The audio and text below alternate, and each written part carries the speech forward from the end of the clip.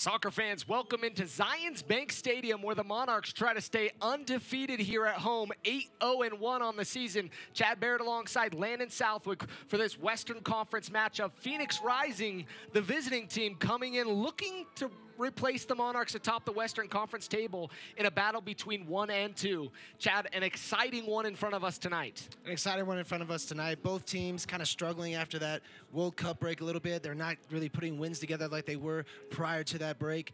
Still trying to find their form, their summer form. This can happen to some teams. Obviously, it's not who's playing the best right now, is who's playing best at the end. But this is a huge game. This is a chance for Real Monarchs to keep the status quo and tie Cincinnati for first in the league and take that top spot back and stay in front of the Supporter Shield standings. And then Phoenix Rising opening that 6-point gap. That's going to be very important. Got an explosive attacking team here in Phoenix Rising. Without a Didier Drogba, it doesn't matter. These teams are still going to come at the Real Monarchs. Phoenix Rising is a side that's been playing well as of recent. As you talked about, Chad, a little bit of a slip up around after the World Cup, but for the past few months have been rising and continuing to rise in the Western Conference tables. And also on the flip side, they're one of those sides that right now is trying to be an MLS team here in the future and an MLS franchise. Phoenix Rising entering tonight's match 11-4-5 on the season, sitting at 38 points, 3 points under the Monarchs, and really, like I mentioned a few minutes ago, with an opportunity to match the Monarchs with 41 points in the Western Conference. Exactly, Landon, and that's what's been going on. Is Phoenix Rising, they are 11 points better than they've ever been in this point in the stage in their career, in their history, and they're pulling in attendance records of 7,300 plus in this last game against Seattle, but averaging about 6,000. Just speaks just so much about their fandom and how they're coming out, and they're bearing the heat. That's not going to be a problem for them out here. Altitude might be a little bit of a problem out here, but I don't think it's going to slow them down. I think it's going to be a very high goal, high energy attacking game. And both teams have come off games where they've been blown out, giving up 4 goals. Monarchs did it last week in San Antonio, a 4-2 loss to San Antonio, and kind of an ugly game for the Monarchs. A couple weeks ago, Phoenix Rising lost 4-0 to Fresno FC, so both teams have been likely to bleed goals on occasion, but very capable of scoring goals as well. Let's check out the starting lineup for both sides, starting off with Phoenix Rising and their starting 11. Starting 11, you're going to have in goal the veteran, 30 years old, Carl Wazinski. He's been having a stellar performance so far this year, 14 appearances. He's got 9 clean sheets, been doing a great job. On the opposite side, Jacob Leaker is going to do a good job with him. You're going to have DeFonte and Farrell pulling the strings in the middle. Then you're going to have Wakasa and D on the outside. Musa, Asante, who we're going to highlight, and Owako are going to be in the middle with Jason Johnson, Chris Cortez, who's leading the team with 9 goals this year, spearheading that attack, and Billy Forbes on the right on the outside. Potent side from Phoenix. Now let's check out the Real Monarchs starting 11 tonight, highlighted by Chandler Hoffman up top. Chandler Hoffman off top, the spearhead. The attack is going to be him or Chris Cortez that takes over this game. But him and Sebastian Velasquez have to find that continuity between each other, that old hookup that they had last year to find the goals. Michael Chang is going to be a big one. He's been compared a lot to Solomon Asante. They're looking for that matchup. It's going to be key tonight. You got Josh Hurd making a start. Jack Blake making his first start ever for the Real Monarchs, coming over from Tampa Bay Rowdies not just a month ago. Justin Portillo alongside him. Kalen Ryden, Taylor Pay dropping down from the RSL first team to come in and play alongside Kalen Ryden, Adam Henley and Andrew Brody on the outsides with Jacob Leaker in goal. It's going to be an amazing, exciting game. The Heat is not going to be able to keep up with what's going to happen in this game tonight. Exciting stuff tonight. Monarchs with 10 clean sheets on the season. They've done a fairly good job, except for really last week where they let in 4 goals, but been a consistent side defensively. One of the changes that's always a constant in this lineup, though, for the Monarchs is that back line. It seems to switch week in and week out. You may have Moberg, Gallagher in the middle, or possibly someone coming down from the first team. And they've had a few injuries, and that's what's happened.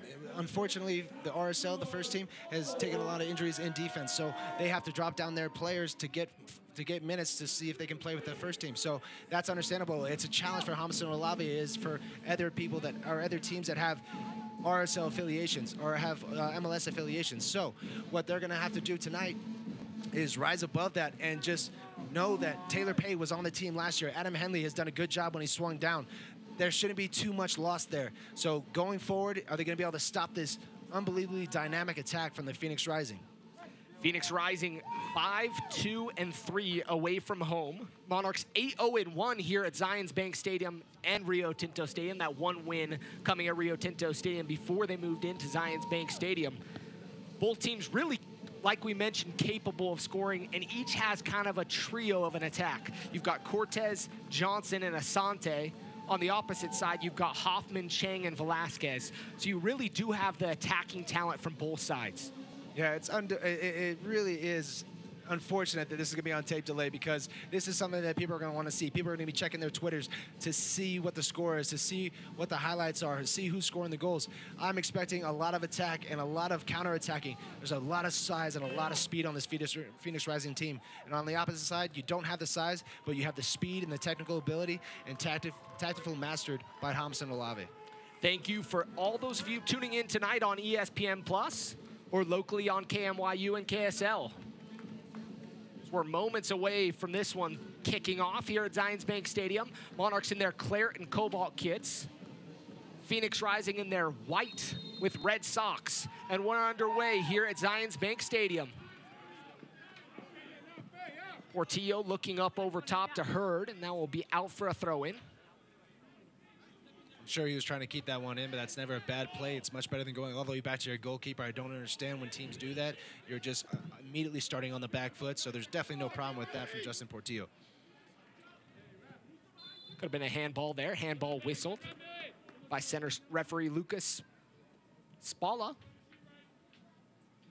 Bringing in that size and that physical presence that Taylor Pay has is going to be massive against a big forward like Chris Cortez and Jason Johnson. They bring size, they bring quickness, they bring skill. You're going to need everything that you have if you're Taylor Pay and Kalen Ryden, who are two of the probably strongest guys on the Monarchs team. A real matchup that's going to be a treat to watch tonight. A challenge. Cortez leading Phoenix Rising with 9 goals on the season, tied for 7th in the USL for goals. Hoffman's going to be called for the foul as he left his trailing leg out and took down Farrell. Farrell showing some good strength there, getting to the back of Hoffman, reading his touch to the left. Hoffman's going to have, like I said, big players on this Phoenix Rising team. He's going to have his hands full, and if he gets a lot of balls into his feet, that could be bad for him. Ball up over top. Keeper's there. Velasquez applying pressure. Wazinski's going to be out to collect it. Taylor Pay staying down behind the play. He got upended when he won that powerful header to almost springboard Sebastian Velasquez in behind. He got undercut, I think, by Jason Johnson as he was coming across. No malice really there, but that's a hard challenge to take so early on in the game. So we'll get a replay look at it. He comes up here, it just rises up so high and wins it with authority. And unfortunately, no challenge from the Phoenix Rising player. So that'll definitely jar your hip out of place a little bit. So put that back in, buddy, and let's get going. One of those things is a center back. Sometimes you're going to come down awkwardly in situations like that, rising up, especially when he's going to be challenging with Cortez tonight. Forbes, he'll take a crack from distance, puts it up and over into the practice fields behind the stadium. I think that was a little anxious from Forbes coming out there. Why not have a go at goal, though, I guess, early on in the game. As he was coming out, he had a big supporter section here. A lot of fans here just for Billy Forbes holding up signs, so I'm sure that he would love to get on the score sheet tonight. Ryden looking forward to Chang. It'll be headed. Blake's going to settle it. Trying to get it to Velasquez. Phoenix Rising will collect. Forbes, he's in behind Henley. Henley will track back, gets in front of him. Henley, the deflection, and it'll be a corner kick in the first of the match for Phoenix Rising. That's something that not a lot of USL teams presents that they can face the Monarchs with, is just that speed as a team. And what they have in spades, Phoenix Rising, is speed. And you're going to see that on display tonight.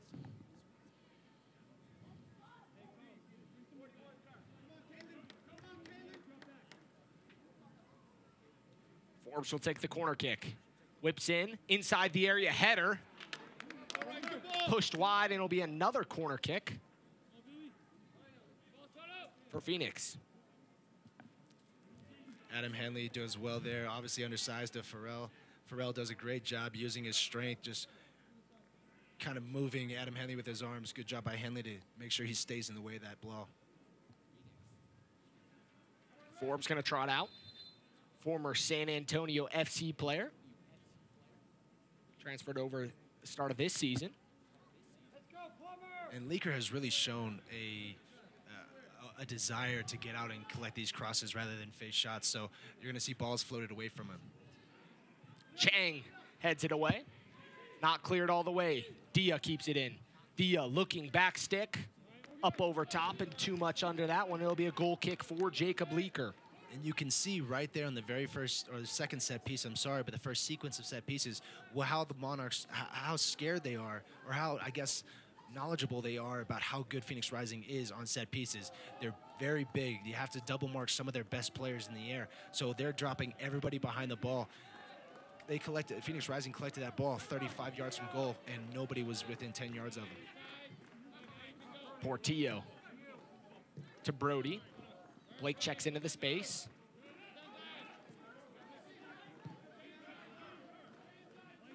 Portillo's been one of those guys kind of pulling the strings, and you'll see him drop a little further back tonight as Velasquez and Blake are sitting a little higher. He's a little general in there, spending more time with him in the locker room and talking to him. You just get a feel that he's just very comfortable, and you can see that his comfort level really brings ease to that whole team and a little bit of calmness when there's hectic. Monarchs are going to switch the field. Henley with Chang out wide of him. He'll cut in. Tries to back heel it to Velasquez, catches his own foot. He'll recollect. He'll say he meant to do that. Henley, he'll whip it in the area. Headed away by Farrell. But kept in by the Monarchs.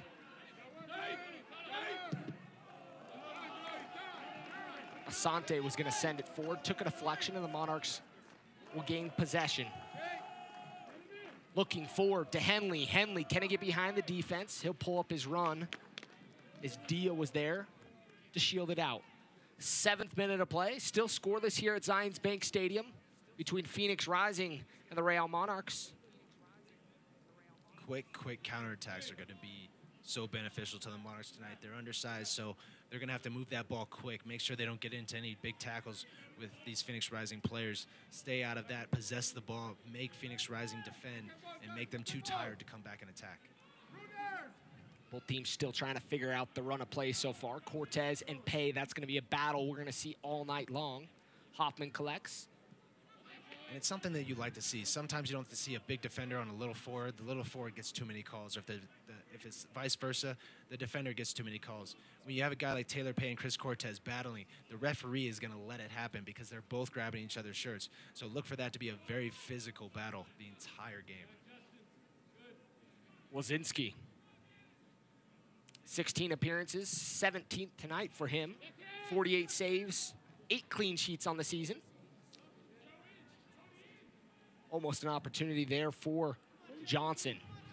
Monarchs lobbing it up over top, and really not their game when that happens. Getting it wide is more their game, and you probably noticed some of that in training. Yeah, getting it wide, but that seems to be what everybody's been doing to the Monarchs lately, making them go wide. Chandler Hoffman, as we've stated before, isn't that type of player that's going to physically battle with defenders in the box, and a lot of times he's that only person in the box battling for those balls, so it's hard for him to win crosses. That's why you have guys like Chang and Hurd, who's right-footer in Hurd and left-footed in Chang, playing on the opposite side so they can come in and rip shots and look for Chandler Hoffman to follow up those shots.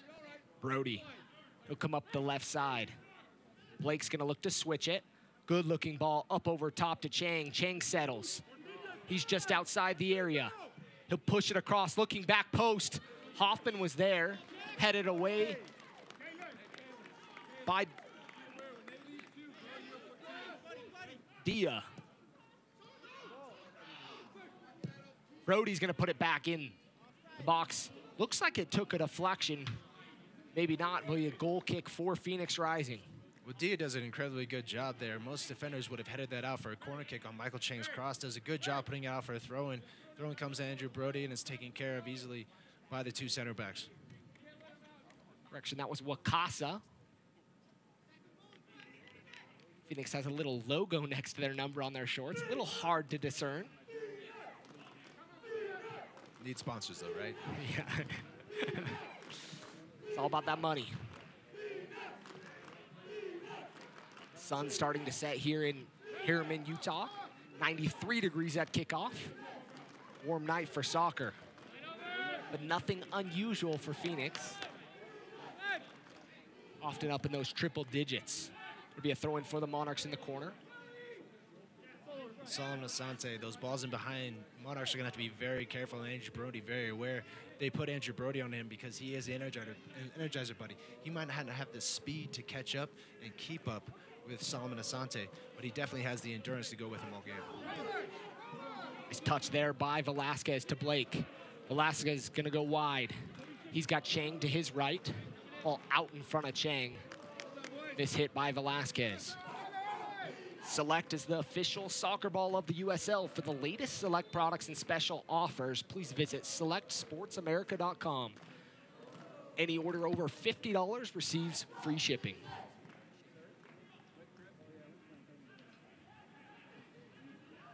Yeah, throw-in for Phoenix.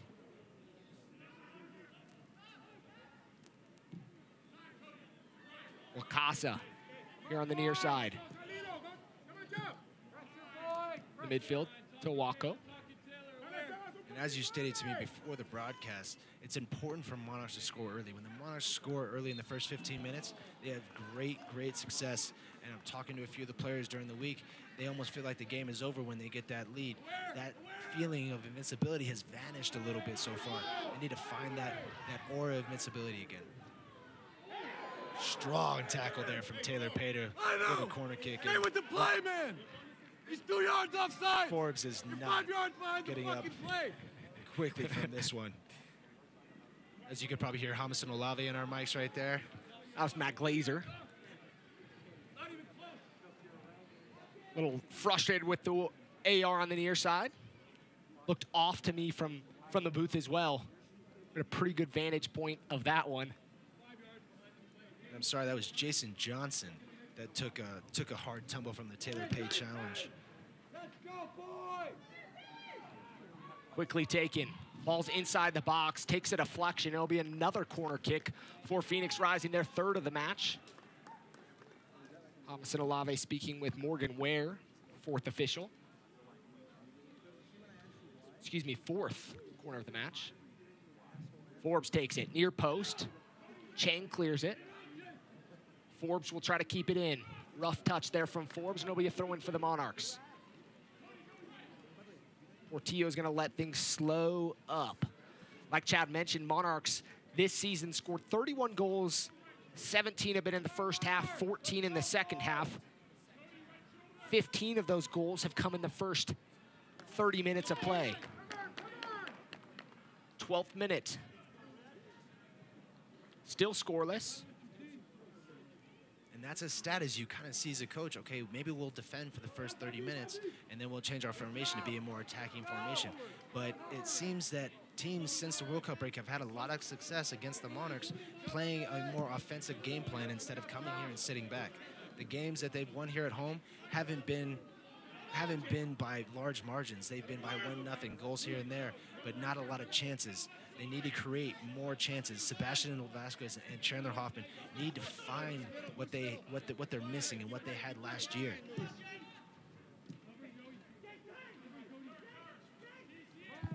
Asante still trying to find himself in this game. One of the big playmakers for Phoenix Rising, Forbes. He'll pick it up. He's going to get on his horse and ride, looking for Johnson behind him. And the Monarchs will look to counter. Chang, he'll run at the defense. Trying to split 4, gets around 2. And Asante is going to pick it up. Asante, Cortez out wide. Cortez running at Ryden, he'll cut in with his left foot, crack, just wide. Well done, boys. Real nice feed for a big man here. Does a great job. Looks like he was just going to be offside. Caleb Ryden had him just a little bit. He comes back. Taylor Pay just keeps him barely onside. Has a nice sidestep on Caleb Ryden. Good step up from Taylor Pay. And just send one's just wide of Jacob Leaker's left post. Brody across the center circle to Blake. Chad, I've noticed this in the last few minutes. A couple players slipping. Surface, I was out there a little bit earlier, seemed almost shorter, seemed like it might have been raked. Didn't catch as much. Obviously, I'm in dress shoes and not cleats, so that made a difference. But James Moberg mentioned to me that it was a little different of a surface tonight for the players. Well, the only thing that you can do is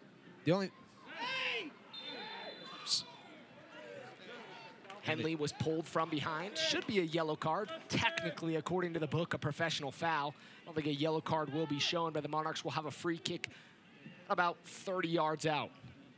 About 30 yards out. And to your point before, speaking on the turf, right before the game, they absolutely soaked the field. But as you're warming up on a dry field that hasn't been wet for 40, 50 minutes. It loses its wetness very quickly. It soaks it up very quickly with the rubber.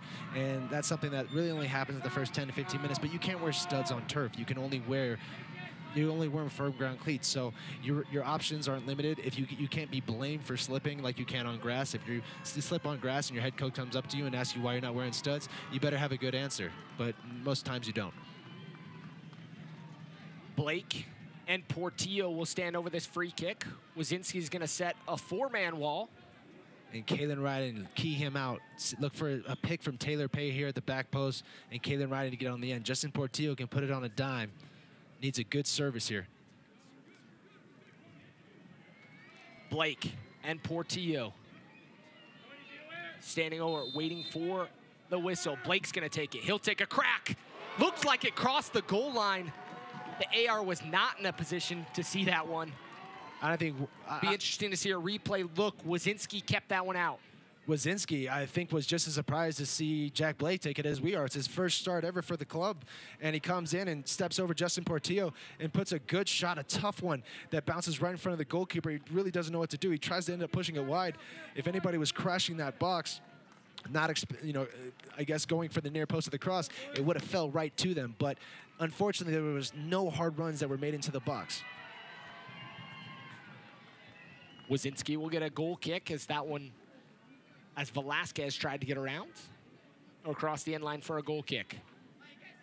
In terms of chances, that's the absolute best one that has come across for the Monarchs. It's been all Phoenix Rising up to this point with Chris Cortez, and a lot of corner kicks have been setting the pace of play. Monarchs need to use that to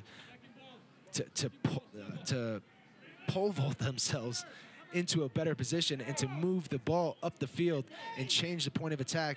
That way they're not in their defensive half, which they've been for the majority of the first 15 minutes. They're throwing for the Monarchs. Brody back to Ryden. But this is tough, as you were saying, with new defenses coming, or new defenders always coming into the team and always changing the back four. It doesn't allow a team that likes to get the ball wide to create chemistry between their outside backs and their outside mids all the time. So that can kind of get lost in everything. And when you have a team like Phoenix that capitalizes on mistakes, you can't make a whole lot of them. That was a mistake by the Monarchs. Ryden trying to pick out Blake. Flag up on Asante. Asante was in an offside position, came to an onside position. Kind of a lucky break there for the Monarchs. Out of position, Andrew Brody was moved forward. Well done by the linesman. He kept his flag down until he saw that Solomon Asante definitely affected the play, made Jack Blake play it early than he wanted to. Again, letting Jack Blake off the hook a little bit there, but definitely a good call by the linesman. Portillo out wide to Henley. This is what you want to create, 2v1s. He needs to go at him and open it up for Chang to give it to him out wide. Blake picks up his head out wide to Chang. Chang looking to cross it in. His opportunity was high and wide. It'll be a goal kick for Phoenix Rising. Looks like we have an injury to Dio. Could be a pull here. It looks like a non-contact injury, and he just went down and he's sitting down, which is never a good sign for players. It's definitely not cramps. Hope he can continue. One of those things that's tough. We've seen both teams have a member of their back line go down tonight. But like you mentioned, an off-the-ball injury is one of those that you worry a lot about. A guy going down, taking a weird slip, knees, ankles. You never purposely manage, or you never purposely want to take advantage of an injury to another player. As he was backing up, he realized that he had gotten hurt. Adam Henley, as soon as he picks up that ball, I want to see him drive at Dia. Make Dia make a choice. Does he go with him or does he stay with Chang? If you make a harder run at Dia, If he steps to you, you can dump it off to Chang, and then Chang's in behind the defense. Or vice versa, you don't play it out to Chang, he goes to Chang, and then you come inside. Monarchs, a few Monarchs players getting instructions from the coaching staff. Blake, Portillo, and Brody getting a few conversations had. You saw Brody making mention of kind of the movements they've seen so far. And that's one of those things that you have to make adjustments during a game. Obviously, like we mentioned, Phoenix Rising with a very capable and potent attack. You're going to have to make adjustments. Obviously, Asante really hasn't got into this game yet, but he's a guy that's very capable of doing so as you get a nice shot of the sunset here. But Asante still's not into it. Cortez has had opportunities to kind of get involved. Really hasn't got anything good yet, but he's getting involved. This team is really set. I mean, Phoenix Rising is really set up in 5-5. They have 5 attackers that, much like RSL's team in 2009 version, they are a team where they kind of have a free reign to go wherever they want to go as long as they fill that position. And so far, Phoenix Rising players, with the exception of Chris Cortez, who stays up high, Johnson, Forbes, Asante, and Musa, they do a great job of interchanging and making it difficult to know, or for the Monarchs to know who to run with. Goal kick. All right, Chris. It'll be a throw-in for the Monarchs. Share the work, share the work. Line of confrontation very high for Phoenix Rising. You can tell that they definitely want to put the Real Monarchs under a good amount of pressure, and they're gonna approach them very early on and very high up the game, or very high up the field. Ryden here on the near side, looking for Brody. He'll switch the field.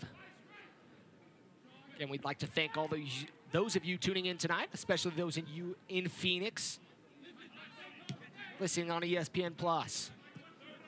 Good switch there from Taylor Pay to find Brody, move the ball up 30 yards, shift the defense for Phoenix Rising. Blake. Henley will play it back to Pay.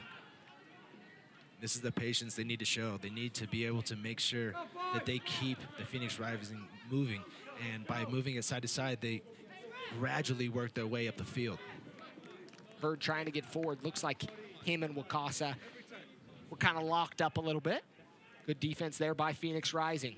Well, that's something that the Monarchs aren't going to want to do with anybody on the Phoenix Rising, is get into a physical battle that they'll definitely probably lose.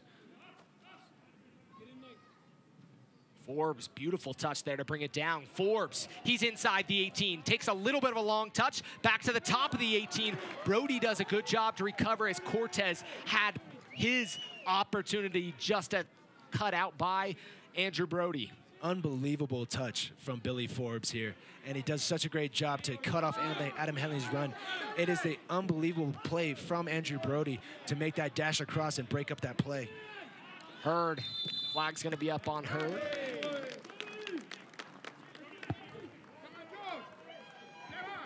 It'll be a free kick for Phoenix Rising here in the 23rd minute of play, still scoreless here at Zions Bank Stadium.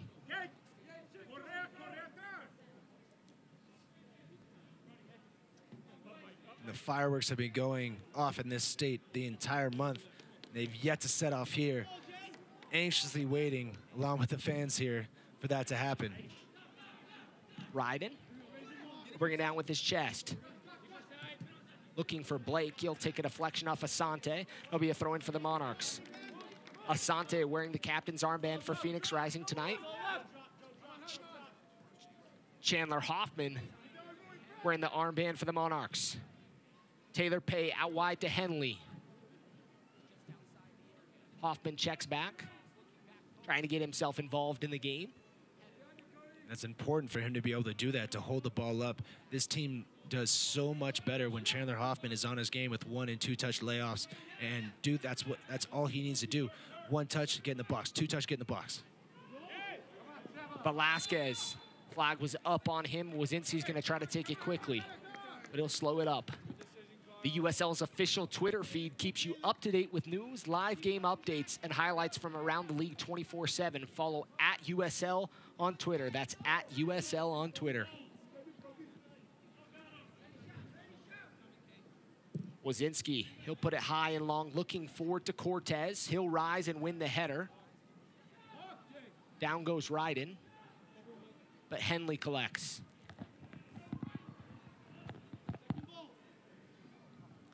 And as athletic as Kalen Ryden and Taylor Play both are, having that go against Chris Cortez, he's going to come over to Kalen Ryden's side every time. He's had success in the air against him. Taylor Pay was giving him more of a tough time. So now, how does Kalen Ryden fix this? He needs to get into him early. He needs to stop him from jumping up and getting over top of him. Pay, nice commanding header there, one. Velasquez tries to keep it in. A little bit of a pinball, nice move there by Dia. Looking up over top to Johnson. Pay rises well to win it. Henley's gonna usher it out. It'll be a throw-in though for Phoenix Rising. Last touch by the Monarchs. I'm curious to know what happened to Dia. It's great to see him back on the field. I'm glad he's not hurting out of this game. But you definitely want to know what his injury was that made him actually go down, because I didn't see any real contact that he took that would have caused that injury. A little loss of focus there from Okasa as he let that one get just in front of him where he couldn't get to it. Phoenix Rising, like we've mentioned, is a club that's been very special as of recently, drawing large crowds in the desert at a stadium that was built in, I think, 53 days. And a beautiful complex down there. Drew, like you mentioned, 7,300 last week. Well, I've talked to the GM down there a few times in preseasons with various teams. He's such a great guy, and he does such a good job of bringing in great talent and giving the coach, Rick Schatz, what he needs to. Well, congratulations, by the way, on USO Coach of the Month for him. Yep, in June. But, how do you follow that up? You don't follow it up. Them and the Monarchs aren't doing the job that they need to do at the top of the leaderboard. But this is also where the Monarchs took a little bit of a hit last year. Did the exact same thing. And, Phoenix Rising, one of the interesting things is they've been a good side. Obviously, we mentioned they're one of 10 cities vying for an MLS franchise. Met with MLS this week. And you have to give credit to some of the guys down there that are making things happen. I've gone back and forth a little bit with Sam Doer. Amazing guy down there, VP. He has a couple interesting ideas that we've talked about. We talked about it in our podcast, Taryn and I, this week, about a USL All-Star game. Yeah. I have an interesting thought that Sam tweeted out. Got a lot of conversation going on Twitter. I think that would help, much like it would help to get highlights of MLS on SportsCenter. It would help the growth of the league. A lot of times you don't know who the stars of the USL teams are. You know who is maybe leading in goals, but you don't know the best defenders. Great ball here. Cortez, he's in. Brody's there defending him. Ball whipped across the area, and Forbes just over the crossbar. Good look there from Phoenix Rising. When we take a look at this one again, this was really well done. Jason Johnson comes streaking across, plays a great through ball to Chris Cortez, picks his head up, crosses first time, and somehow plays almost a perfect ball, but he plays it just far enough back where Adam Henley, who did a great recovery run to stay with Forbes on that one to get back. Forbes still gets his foot on it, but it's just a little bit too behind him. If that is just 6 inches ahead of him, he's allowed to get his foot around it. Adam Henley's out of the picture. It's a game of inches, even though it's 120 by 60 yards, 70 yards. Chang, nice run there. If you haven't seen Al Pacino in Any Given Sunday, you got to watch that speech. One of the best speeches I've ever heard. Chad talking his movie talk up here. Anybody who knows me gets sick of my movie talk. I could quote anything. I think I quote more movies than I actually speak. Just good humor. Not a bad thing. Just good humor.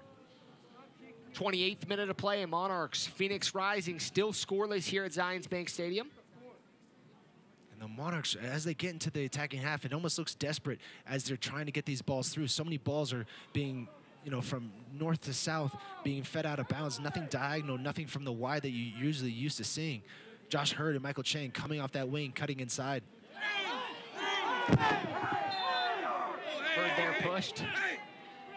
Referee and the linesman not on the same page. Linesman not calling it. Referee is calling it.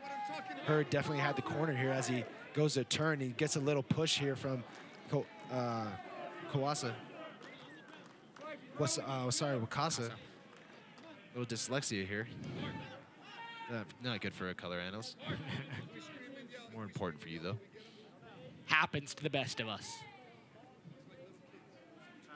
Chad Barrett alongside Landon Southwick here in the booth for the call of tonight's game. If you'd like to have a conversation with us, jump on Twitter.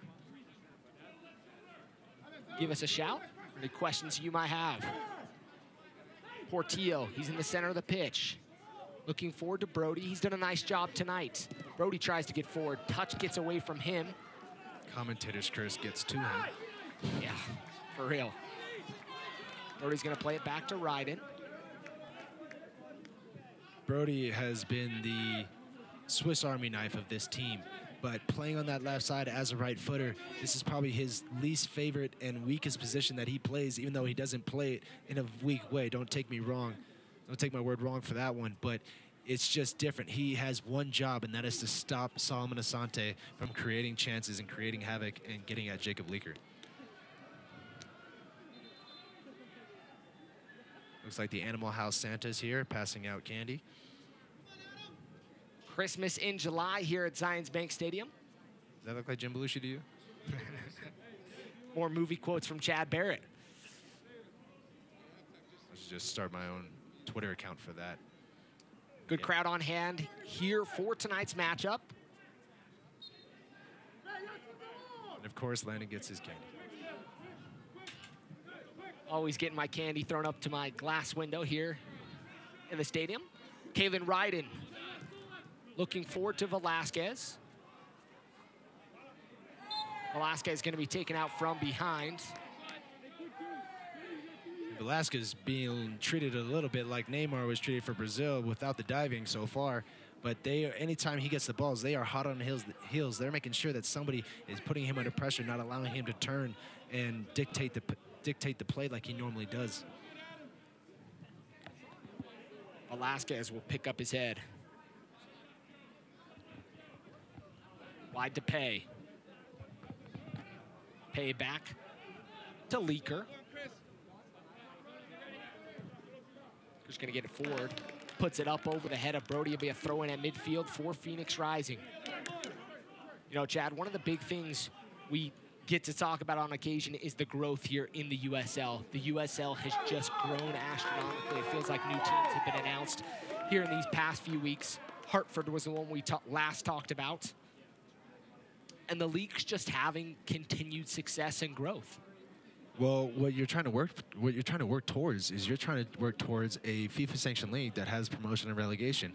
Unfortunately, with the numbers and the people that come out and how hard it is to actually land a team in the MLS and make sure you check off all the things on the checklist that the MLS needs you to do in order for you to become a professional team is very tough. But it's teams like Cincinnati, where you show that you have 45,000 fans that are willing to come out to an Open Cup semifinal, where you realize here, like in Atlanta, this is going to be an unbelievable thing here, where you might not have thought it would have been great.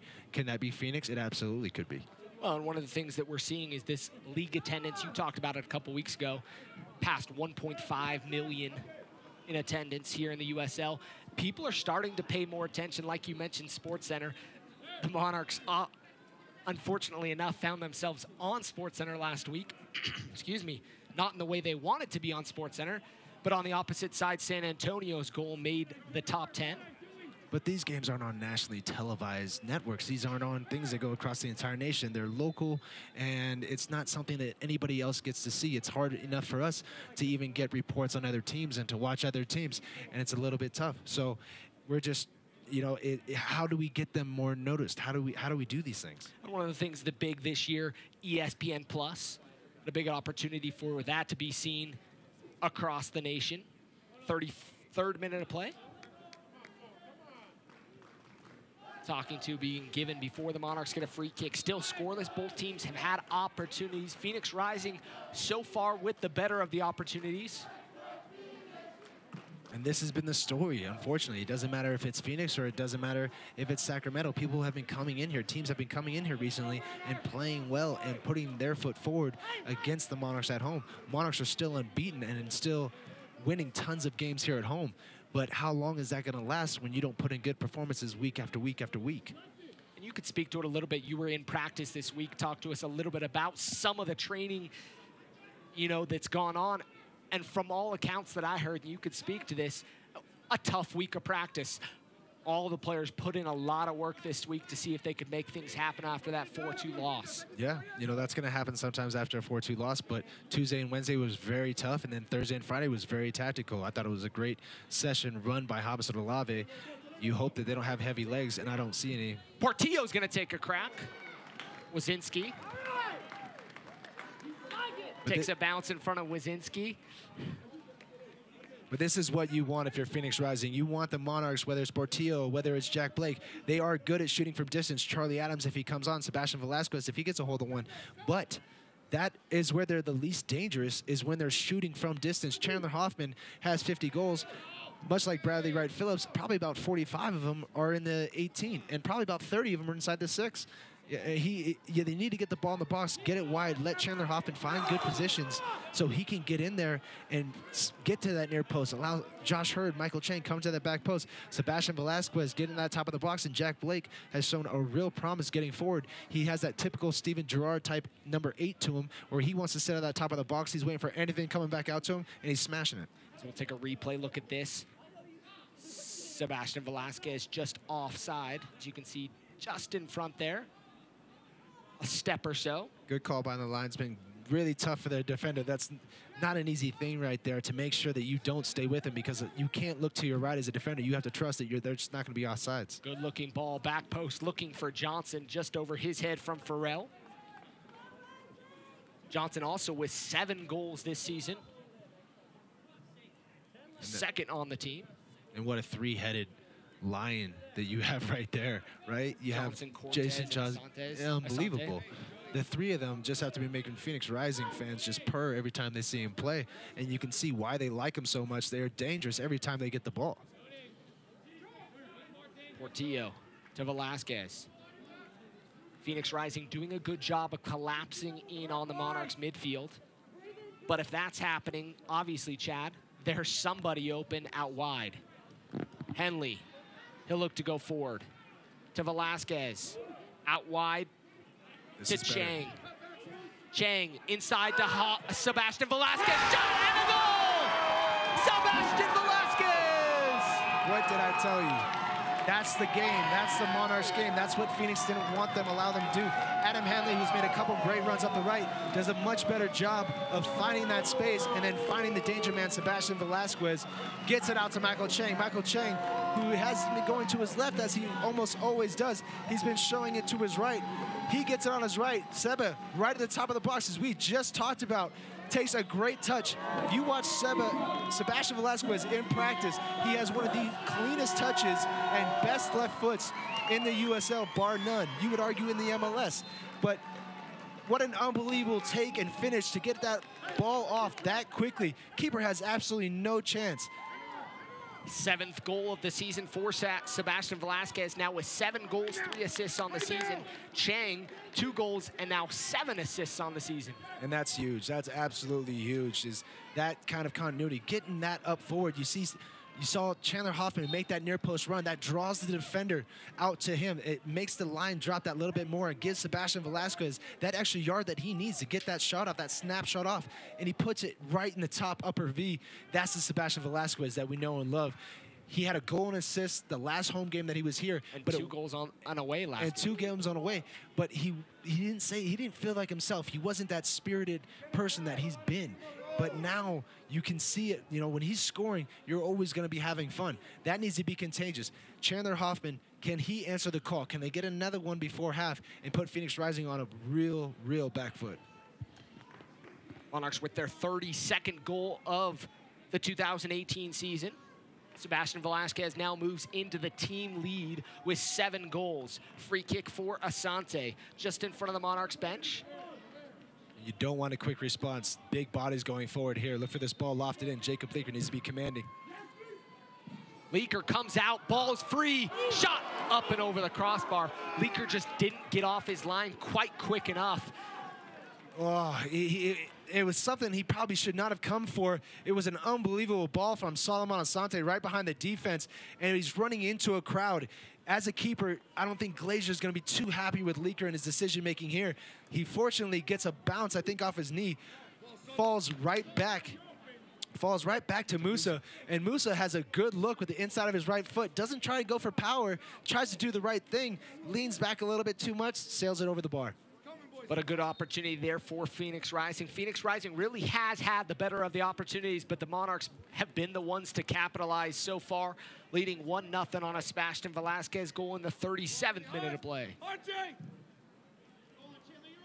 It's a good ball forward. Portillo sends it forward.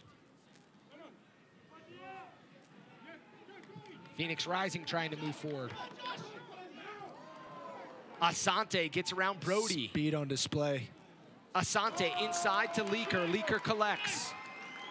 And I think that's what Leaker needs to get into this game. He hasn't really had to make a save, and he hasn't really had to do much. Solomon Asante with the speed around Brody, just making it look easy. Right into Leaker's safe arms, something that he needs to get underneath him. That way he builds up his confidence for his next save. Brody, forward to Blake. Chang inside the area. Chang takes a crack. I'll take a deflection off Dia. It'll be played forward and kept in by Taylor Pay. That's where Chang has a little bit of a hard time varying what he does in that position. His choices are pretty limited. The defender knows that he's left-footed. He knows that he's trying to get it on his left to get a shot. He's less likely to cut him back inside and get a cross-off, which Chang has shown that he's willing to do in this game. But still, in that position, it was one-track mind for Chang, get the shot off. Brody looked to check back,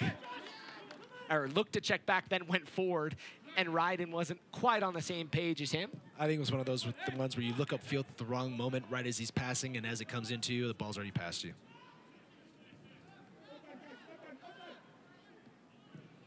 40th minute, 5 minutes left in this half. The only thing that's important is keeping that 0 on the board for the Monarchs, and it is vital for Phoenix Rising to get a goal in this span of time.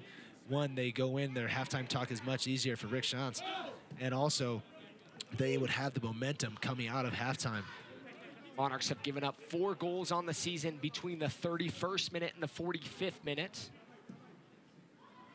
Of the 20 goals they've conceded, Henley will play it back to Leaker.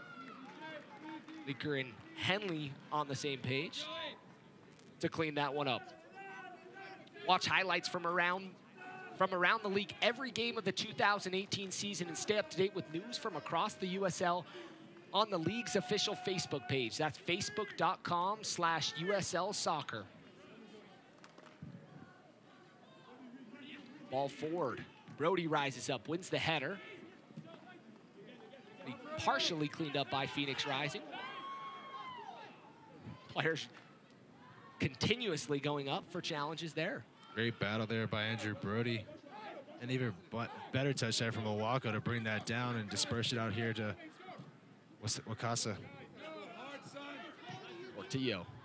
Back to Velasquez. See, Portillo's you can see that he's feeling it now. Yeah, you could see that, but Portillo, you would love to see him just give a look over his shoulder there to know that he could turn and run with that ball for 30, 40 yards. Ball inside the box. Shot and a goal. I think this was an own goal. Looks like it took a deflection, but Chandler Hoffman was right in the area applying the pressure, and the Monarchs take a 2-0 lead in the 43rd minute of play. The credit goes to Chang. The goal's going to go to the defender, but it's all created here by Hoffman, making that near post run. You don't always have to get the touch. Sometimes if the ball is good and it's in behind the defender is facing his own goal, he has just a good chance of putting it into the back of the net, probably a better chance because the defender or the goalkeeper doesn't expect the defender to put a goal in. But that near post run all by himself causes a little bit of chaos and indecision from Defante, and he puts it into his own net past Wasowski. That's an absolutely massive goal going into halftime. It's even more imperative now that you don't give up that 2-1 lead. Take it 2-0 in a half. You've only had 2 really good chances, and you capitalized on both of them. You need to clean up shop here, and you need to make sure that you close down the defense. One of the things that Phoenix Rising needs to do to get back in this game is unlock Asante. Asante really hasn't been a factor in this game. We saw an article come out on USLsoccer.com this week talking about Chang and Asante. And obviously, so far, you're seeing Chang has really made the difference tonight's game. Chang's absolutely made the difference. He had the assist on the first goal, and he created the own goal just now. And That's what you need to do when you get these matchups that these statisticians and these commentators and everybody else wants to create. You need to answer the call, and Chang has been relatively quiet for the last 3 or 4 games, really answering the call tonight. So far, Chandler Hoffman is being credited with the goal and Chang with the assist. I'm sure he'll take it. We'll see. We'll see if that changes. Not quite sure if he got a touch. Looked like he possibly did. No, if Chandler had got a touch, he would have told you. Another opportunity for the Monarchs. Hoffman takes a crack with his left foot. Takes a deflection. Phoenix Rising trying to go forward. Ooh. Blake and Awako get tangled up. Kind of a professional foul there from Blake. Took a touch past him. Blake just wants to make sure that he doesn't lose Awako here this late in the half. He's put together a good half going forward. His balls have been hit or miss, but I think that's just because he has the nerves. He's a little excited. He's been excited to play here. I've been talking to him. He's been excited to get this opportunity to start. And Hamasan Olave, through his practicing and what he has shown, has gifted him with this, and he is responding tremendously. A yellow card shown in the 45th minute of play to Josh Hurd, the 36th yellow card of the season for the Monarchs. And it's lazy defending, laid on. It's uncommon from Josh Hurd. You don't need to do that. You don't want to take a yellow card in that instance right before the break in a position that is non-threatening. You open yourself up to making a rash challenge or a mistaken tackle in the second half and then possibly jeopardizing your team down to 10 men. You'll have to be safer in the second half.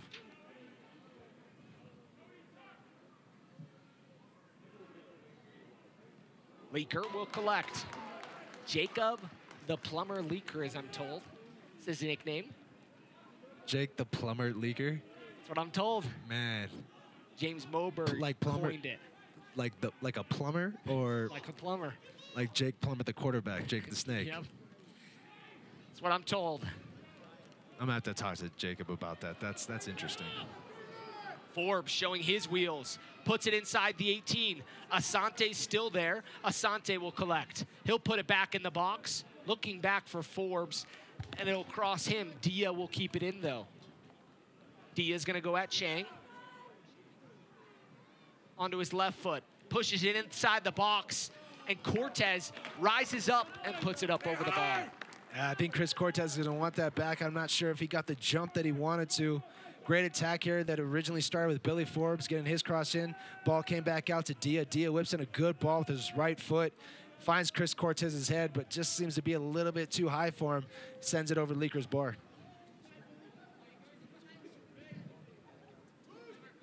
We'll kick for the Monarchs. Velasquez trying to rise against Musa.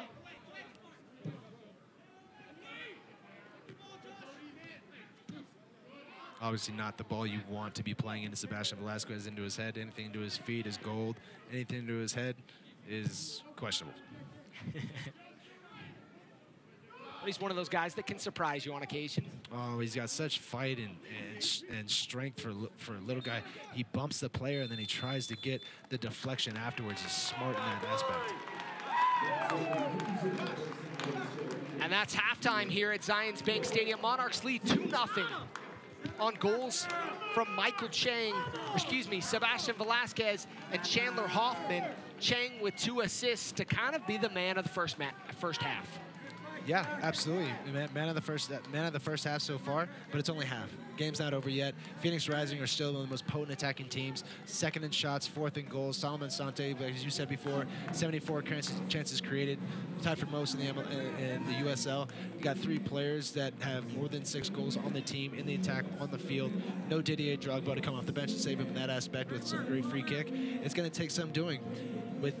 When Monarchs get the lead, that 2-0 lead, they're a very hard team to come back and beat, especially here at Zions Bank Stadium. And that's the big thing here at Zions Bank Stadium. Monarchs 8-0-1 on the season, and they really don't concede a whole ton here. They've typically been 1-0 victories, but still an opportunity for Phoenix Rising if they've got a potent attack like we've mentioned. We'll take a break here for the half and be back with an interview with Real Salt Lake man Connor Sparrow.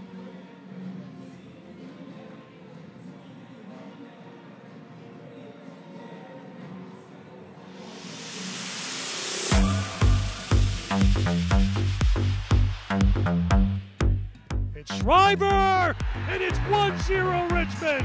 That didn't come off very well. This ball headed in. Important save by McIntosh. Fury going forward again. Here's a left-footed drive and what a shot.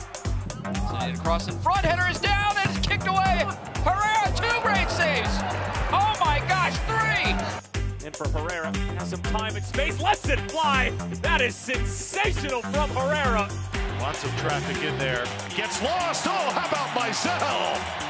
Wow. Ward, near post. Oh, what a finish by Charlie Ward. And will take the shot, and Farino, an important parry with his right hand. Ramos Godoy cutting onto his right and strikes, and it goes in. Go with the right foot, and he's stopped. Isley finding Watson with a strike, and it's number 10 on the year. Chance here for Pittsburgh. Into Brad. Oh, what a save again. Kuzminski. And it will be Salgado to strike, and he puts it in the back of the net. Brian Obi working on fines. Obi, it's off the crossbar. Moreno with the shot, and he beats McGuire. Guillen, first time, Becker down low, and Goita down low as well with the save. Lautrec sends some service in, taking off the chest by Greg, who strikes and scores! In on goal, Callie Brown off of his line, Frater denied by Brown. Shot from distance, Tambakis with the paw, with the save. Cortez onside, good ball, Cheto Guzman, almost rolling in. San Antonio FC on top, 3-1.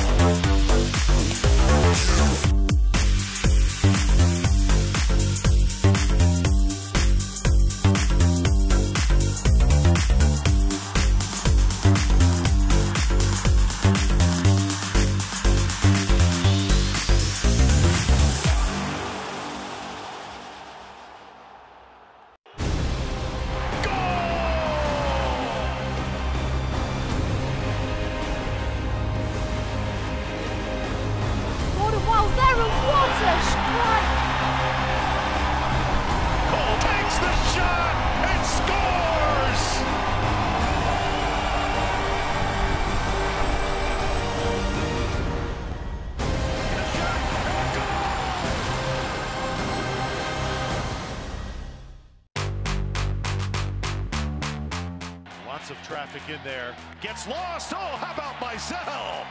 He has made some wicked saves tonight. Oh, point blank shot right there. Lee, maybe a chance here for Pittsburgh. Into Brad. Oh, what a save again. Kuzminski. Shot from distance, Tambakis with the paw, with the save. Oh, what a save from Tambakis here. Looked like training ground stuff that didn't come off very well. This ball headed in. Important save by McIntosh. Kendall McIntosh with a massive save there. How good is that? Unbelievable save. Routland, Texas.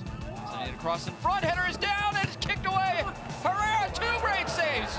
Great save there. Tremendous save there. An unbelievable punch away.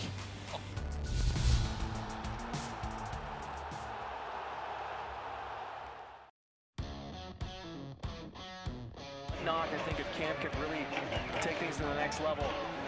Isley finding Watson with a strike, and it's number 10 on the year. What do you know? Kevin Goldthwait, as Iwasa now has an incredible strike and the game's first goal. For a young fellow, but he does a very good job. He's very technical. Lopez onside, good ball, Cheto Guzman almost rolling in. San Antonio FC on top, 3-1. Minutes, but going down to 10 was just a bit too far. Fury going forward again. Here's a left-footed drive, and what a shot that is to make it 2-0 Ottawa Fury FC. A left-footed strike. High Fosser. And for Herrera, has some time and space, lets it fly. That is sensational from Herrera. He's got 10 on the season now. He's one behind. And Schreiber, and it's 1-0 Richmond. Great finish from Henshriver. He's done it again from a similar spot.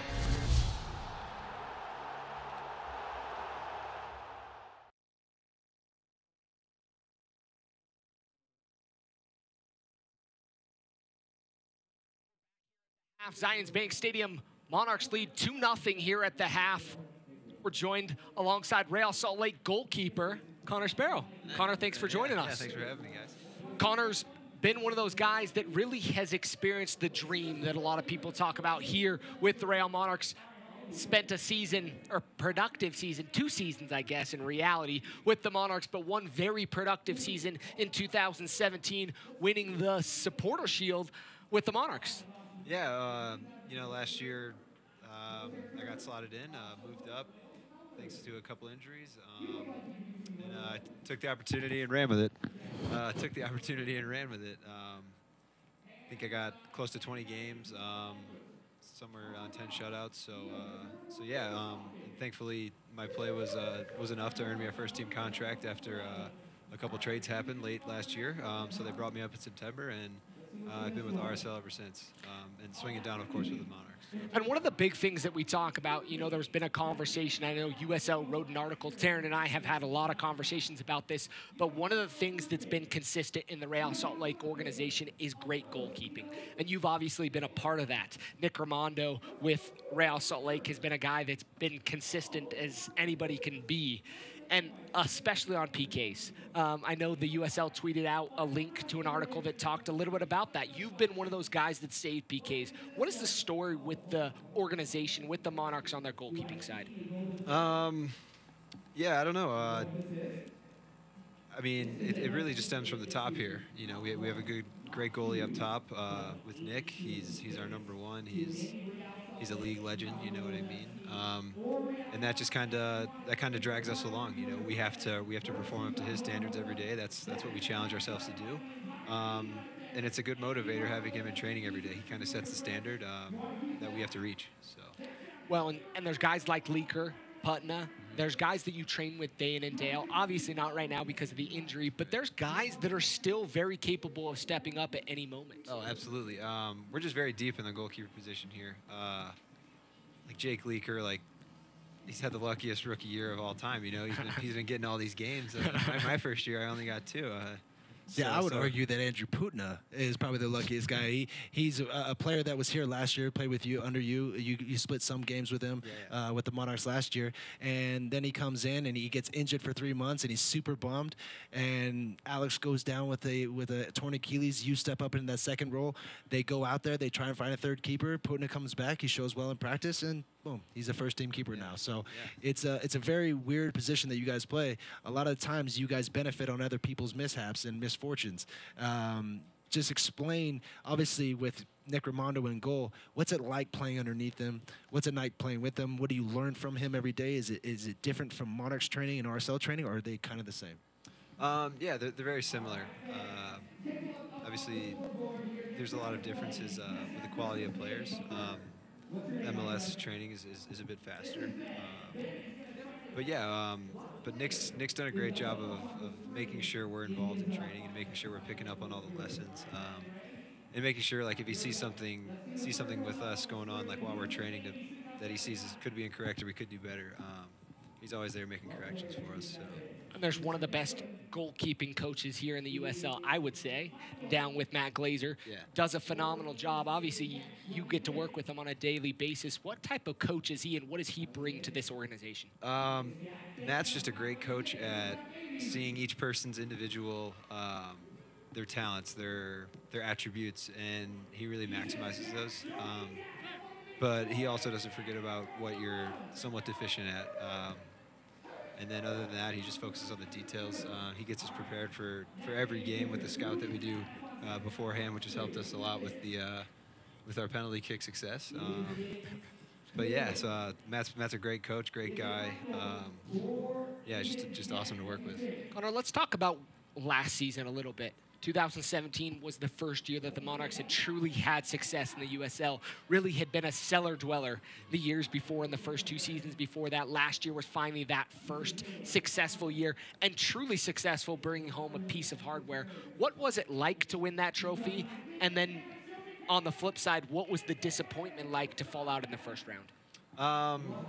The most satisfying thing about winning that trophy last year was just the group of guys we had, just how close-knit we were.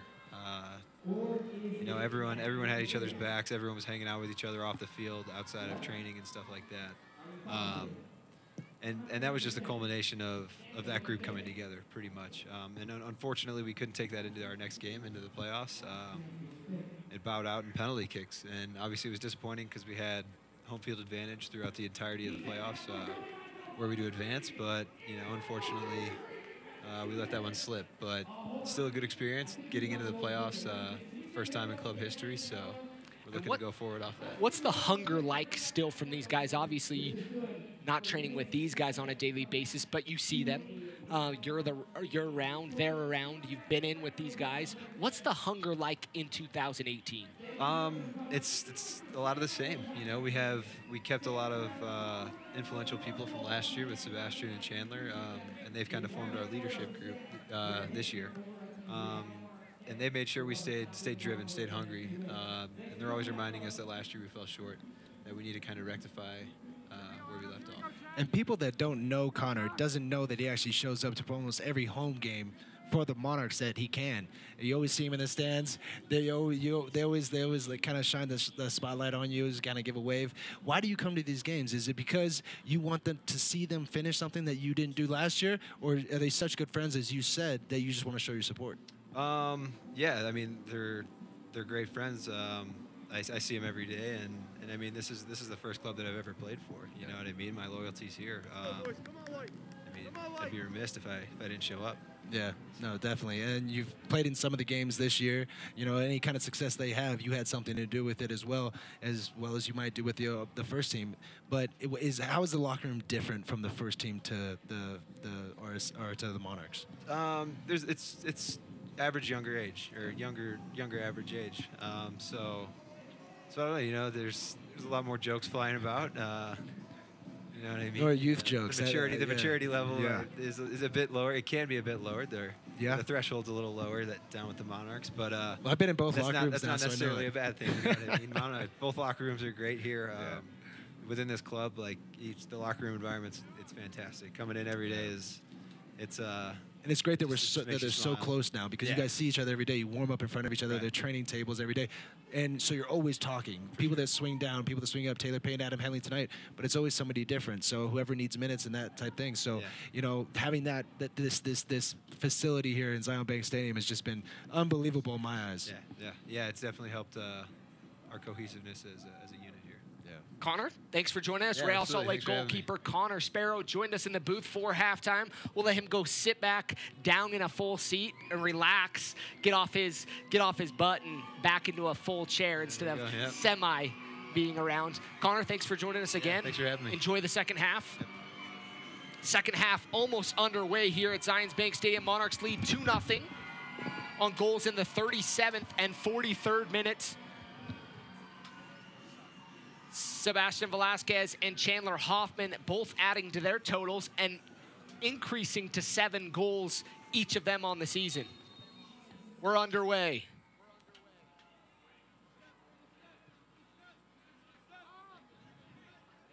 And again, Chandler Hoffman getting the credit for the goal, but I'm not sure he's going to keep that credit.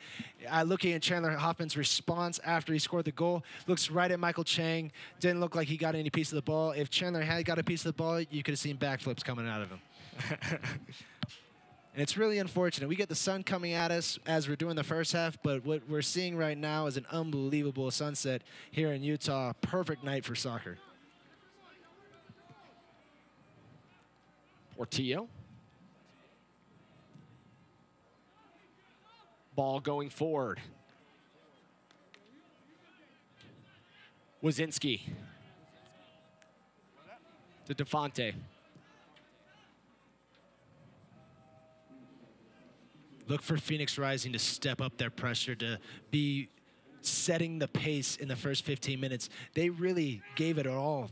They're all in the first 45 minutes. The heat doesn't bother them. The altitude might start to get to them after a while. They need to make something happen here and score a goal in the first 15 minutes. Make it a 2-1 lead. Henley tries to keep it in. Might have been a bad play there. Dia whips it across the box. Shot up over the bar. And a golden egg was given to Phoenix Rising, and it cracked hard. I don't know if Phoenix Rising would be even in this game if that was 5 feet higher. They seem to keep missing everything. Adam Henley chooses to do the wrong thing here and keep this ball in bounds. Dia reads it perfectly, plays an unbelievable ball into Chris Cortez on his favored left foot, and he cannot believe that he's missed it. He is down. His hands are in his lap. His head is looking straight down at his knees just in disbelief, and I understand why. That cannot be missed. That's a type of chance that Chandler Hoffman has been salivating over for the last few weeks, waiting for something like that. Huge chance missed there for Phoenix Rising to get back in this game. Big miss and an opportunity for Phoenix Rising. You could see their head coach down there, hands on his head, frustrated with that one. Long throw incoming. Taylor Pay heads it away. Kept in the area by Phoenix. Musa puts it back in the box. But these are the subtle differences that playing on turf versus playing on grass, which the Phoenix Rising do. And coming out here and playing on turf, it bounces a little different. The ball just kind of seems to spin a little different off the turf from different heights. You have to get used to it. It's not the easiest thing to get used to when you only have one practice, and sometimes even not even that. A lot of teams will practice at home and then come here expecting to be able to come on this turf and play on this new turf. It's very different. Lambert will come on for Forbes at the half. The first substitution of the game. Lambert with 1 goal and 2 assists on the season.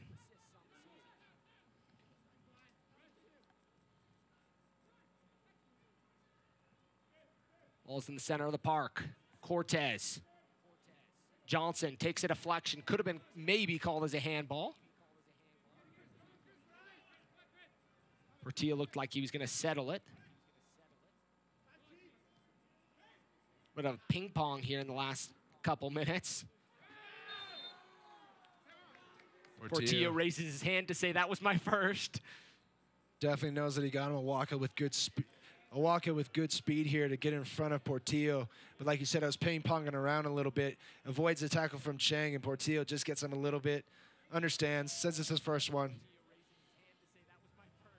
Gets a little talking to. Well done by the referee. No yellow card needed there. Now we have Musa. Quickly.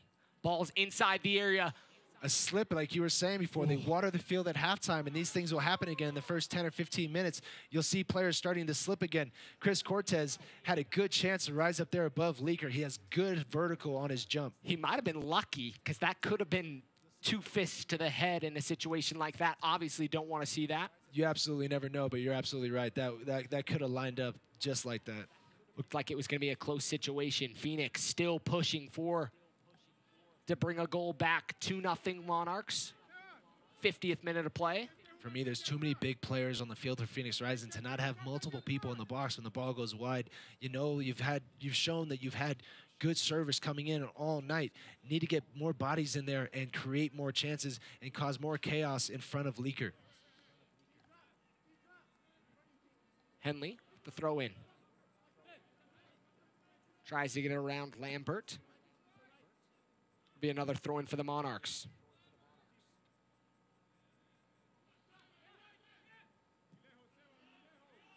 Solomon Asante switching over from Andrew Brody's side to Adam Henley's side for at least the time being. Oh, and it's a break here for Josh Hurd. Mistake. Hurd forward. He'll pick up his head. Looked like Velasquez. He wanted Velasquez to keep making the run, and a missed opportunity for the Monarchs. That's all about the player who you know with. Sebastian Velasquez wants that ball on his left foot. Play it back to him. Let him beat the defender and shoot. If that's Hoffman, he's making that run in, and that's a great ball from Josh Hurd. Still a good ball, just miscommunication between Seba and Josh Hurd.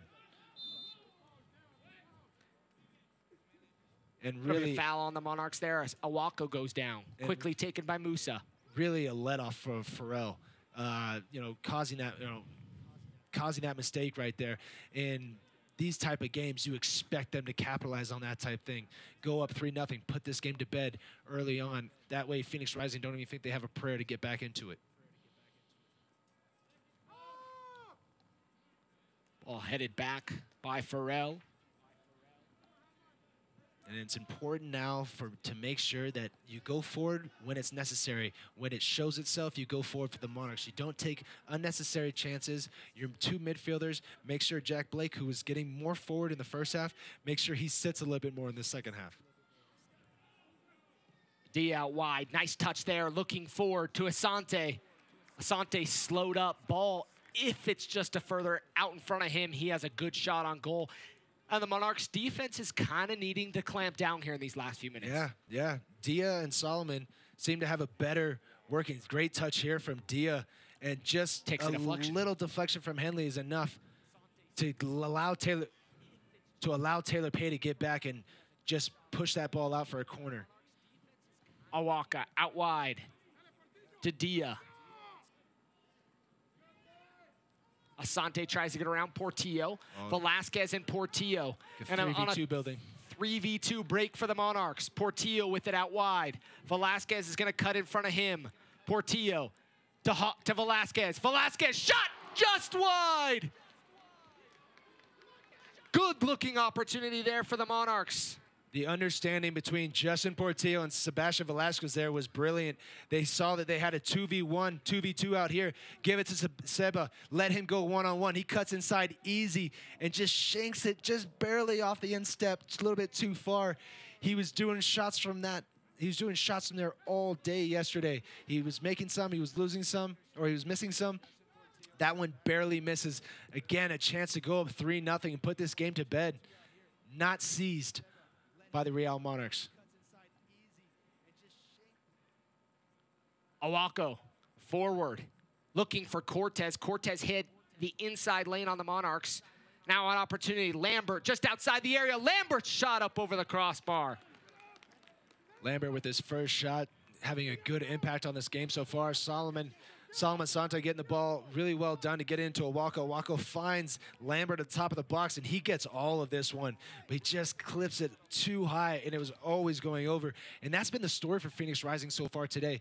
Everything has been on target in terms of at least it's dead on. It's not outside the post, but everything has been at least 4 feet over on all their finishes. This game could easily be 3-2 Phoenix, 2-2 with better finishing. And, you know, sometimes that's the way the game goes. You get 1 or 2 opportunities. Phoenix has obviously had a lot more corner kicks, had a lot more real opportunities, but the Monarchs have had really 3 opportunities and have capitalized on 2 of them. Exactly. It's not a game of chances. It's a game of execution. And they say one of the hardest things to do in sports, behind being a quarterback and everything else, is to score goals in this game. That's why it's such a big field. There's so many players.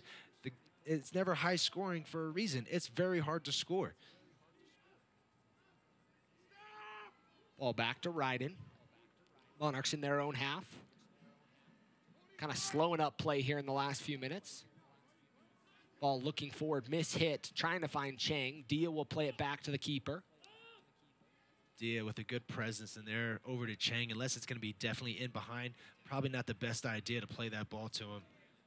Henley will cut that one off. Out wide to Chang. Henley's running forward with him. Hoffman calling forward on the back stick. Chang trying to get it to Velasquez. Ball was almost through the window. Almost an inch perfect pass from Chang. Really well done by Defante to push that one just wide of Sebastian Velasquez, who was on. Johnson kind of slowed up his run. You can see some frustration starting to enter in the faces of Phoenix Rising. Not sure why he's saying that. There's space in behind. There was space in behind. They've been exploiting this left side here on Henley. He's been getting left out a little bit, not with a whole lot of help here. Chang has pushed a little bit higher up. I think Chang's going to have to sit back at least 5 more yards and try and make them play Dia rather than play that switch to Solomon or to Johnson. Back to Leaker, and Leaker plays it forward, just getting rid of it. Closer than Taylor would like to admit. Velasquez is going to try to apply pressure. And that's one of those scary ones as a center back, putting it back to your keeper. Kind of takes a nice loft there, and Velasquez was able to get really close they're getting onto that one. Well, on grass, you always know that it's probably going to skip once. On turf, you don't know. Sometimes it's going to skip the first time, and sometimes it's going to check up, but it's always going to bounce higher. And Devontae, just that little extra second that it goes up there is a little bit less power that he can get on that header back to Wazinski. Good thing Wazinski was alert to the danger, got off his line quick, and was there before Sebastian Velasquez. I'd like to see this. 2 players down. Medical staff's coming on. Marshall Stoddard for the Real Monarchs, jumping on with pay. Taylor, who's done a great job being that physical presence in there, again getting into a tackle with Chris Cortez, and it's just a collision of heads. You hate to see that. I know we talk a lot about concussions and concussion protocol, something that you don't want to see from sides because it's a nasty part and a nasty reality of the game. You're really just looking for one thing. You don't have to be knocked out to get a concussion. That has been proven over and over by all the testing that has been done, and it's all worth it. You don't want any of these players suffering long-term injuries because of one game that they played on a hot summer night. Go in there, make sure they're okay. There wasn't any sign that they got knocked out that you always kind of see, and you definitely know the guy has a concussion. Obviously, take him through the steps, make sure they're okay. Marshall Stoddard does a great job with this Real Monarchs team. He's going to make sure that he's not going to put the guy in danger.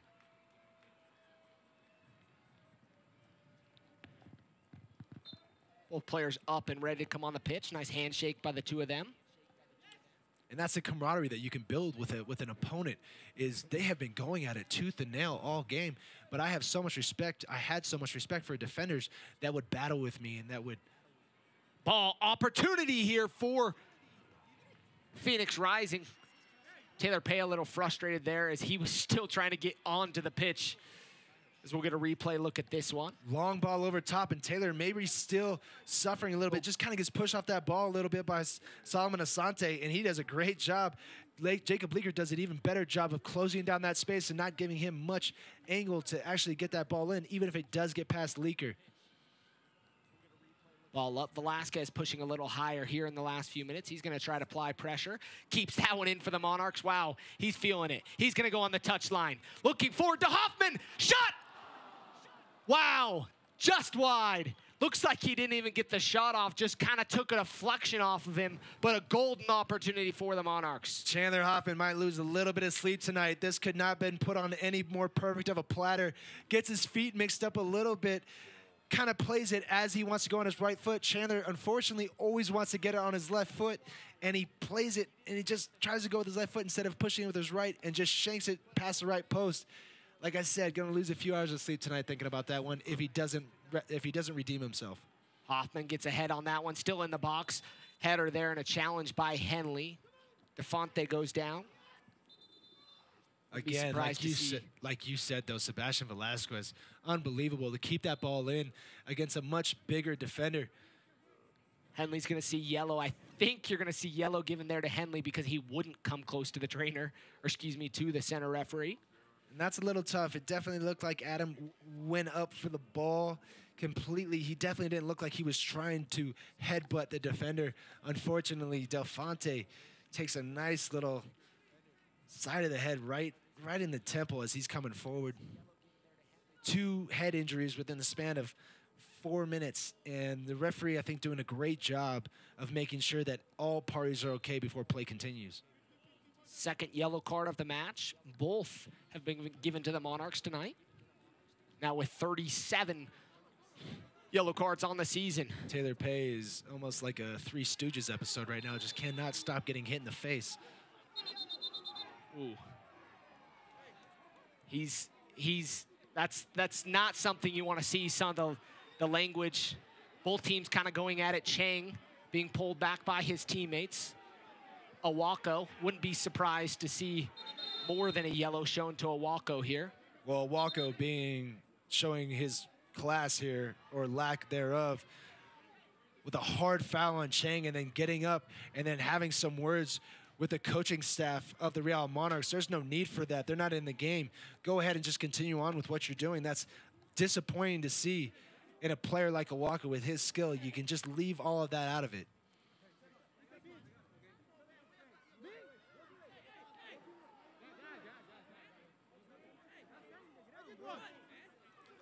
Back pocket. Back pocket, yep. Straight red there to Awako. Chang saw yellow. 62nd minute of play. A yellow to Owako. And Owako not going straight off the field. Again, just showing his absolute lack of class in this situation right here, smiling as he goes off. A bad situation here. Chang needs to just get away from this situation. Owako still trying to plead his case. There really should be no talking here. The referee should be sending Owako off. Nasty situation here right now. The fans showing their pleasure at the sight of him leaving the field. Now down 2-0 and down a man. Owako has done his team and his organization absolutely no favors. 62nd minute of play. Owako will be shown red. Here's the the first foul. What caused things. Kind of comes in both-footed on Chang, catches him in a definite yellow, but here's where you're going to see the reaction. Turning around is not what needs to be happening in a situation like that. And it's not the foul that gets him the yellow card, the red card. You can see the yellow card in the referee's hands right now. As he sees that, he steps away and he wants to know what Owako's going to do. It's not his job to get involved and physically separate the players. They tell the referees not to do that. The referee does everything right in this situation. It's what Owako does afterwards that earns him that extra yellow and that red card.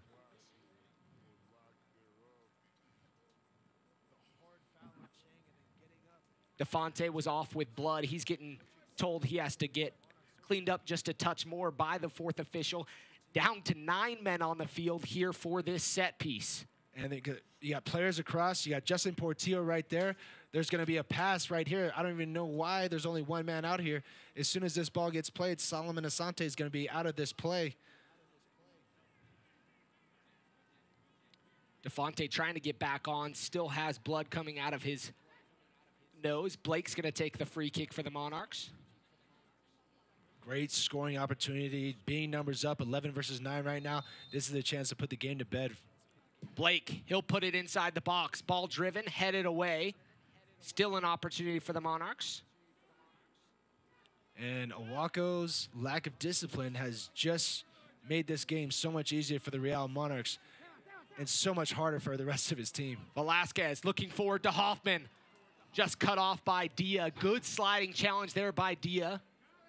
DeFonte there had blood on his shorts, was able to switch out his shorts. Get his nose checked out, and looks like he's going to be able to come on here.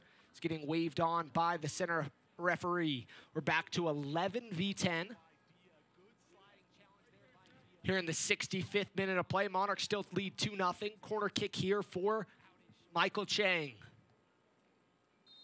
Portillo short with him. Chang makes the overlap. Looking back post, Ryden tries to redirect it. And up and over the crossbar. And a great time to use that training ground set piece right there. Obviously looked like it was straight from the practice fields. Ball comes in, Chang Seba checks in. I thought the ball was going to go near post, but Kalen Ryden does well to lose his marker and rise up there. And almost, it's just a little bit too far behind him for him to be able to redirect it on goal. Going back to that Owako red card, unfortunate situation for Phoenix Rising. Really have been an equal side in this game, had opportunities. A ball in behind, Hoffman's in, Hoffman, shot, and a goal! Chandler Hoffman finds number 7. Sebastian Velasquez was 7. Chandler Hoffman was 7. He didn't get credit with the first one because he didn't score the first one, but he absolutely scores this one. Jack Blake gets the ball, turns behind him, much like I thought Justin Portillo should have done in the first half in this situation. Does a great job, and instead of playing it in Chandler's feet, plays a great ball around Farrell. Chandler Hoffman makes that diagonal run coming in, and that's one of his favorite things. 2 touches. 1 touch to set himself up, get your steps in between, and slot it right past the goalkeeper. Not sure if he went 5-hole here. Definitely split the wickets between Wazinski. What an unbelievable ball here from Jack Blake, and he's got one thing on his mind. First touch, slot it home. Don't need to use power. Go ahead and place it, big guy. Great finish from Chandler Hoffman, number 7 on the year. Blake with the assist, his 3rd of the season. And as I've said before, Chandler Hoffman isn't one of those people, when he misses a chance, he doesn't dwell on it. His That's why he's the captain. He leads by example. He doesn't let stuff get to him, doesn't let stuff get him down. He comes back in. The very next chance that he gets on his favorite left foot, he slots it home for 3-0. And this game is as good as done. Substitution on. So we get that number here for you. Wakasa was the one that left. It's getting sloppy in the back now. Josh Hurd turning on the Jets, trying to look for that fourth. Hurd inside the area and takes a deflection. It'll be a corner kick for the Monarchs. Second time Hurd's picked off a defender in that situation. He is unbelievably tenacious as a player, but he has this engine, much like Andrew Brody, where he is equally as good a defender as he is an offender. Does well to earn himself a corner kick, set piece, down a man. This isn't good for Phoenix Rising. Alessandro Riggi on for Phoenix Rising. So Wakasa's night was done. Corner kick for the Monarchs. Portillo will serve it in. Swung in towards the keeper. Wazinski's going to be there to collect. It's getting chippy here. Ryden bumps into Wazinski. It's getting chippy, but it shouldn't. This game's 3-0. The last thing you want to do is take another dumb red card into the locker room with you. Then it's going to prohibit a player from playing in the next game like Owako already isn't going to. Something you don't want to see. You know, we talk about the beautiful game and the game the way it's meant to be played. In situations like that, you kind of feel bad because you don't want to see that. No, you don't want to see it as a fan. Obviously, the Real Monarchs fans love to see it because they go man up. And ever since they've gone a man up, they've been just nonstop attacking the goal of the Phoenix Rising. Ball out wide to Chang. Chang with an assist already on the game. He'll cut into his left foot. Ball up over to Velasquez. Shot! Kept away. Velasquez still battling with Asante, and it'll be a foul on Sebastian Velasquez and a free kick for Phoenix Rising. What a great understanding between Chang and Velasquez. Chang going to his favorite left. Nice little back heel to get Sebastian Velasquez, and I know that he's going to want that one back. Looked like he tried to go shoulder high on the keeper. Very hard for the keeper in that situation from a shot that's so close with power to get your hands up by your head. It definitely looked like he was trying to miss him at his head because that angle was a little bit closed down with the defender coming in at him. So I guarantee Sebastian's going to want that one back, but great build-up and great play by Michael Chang.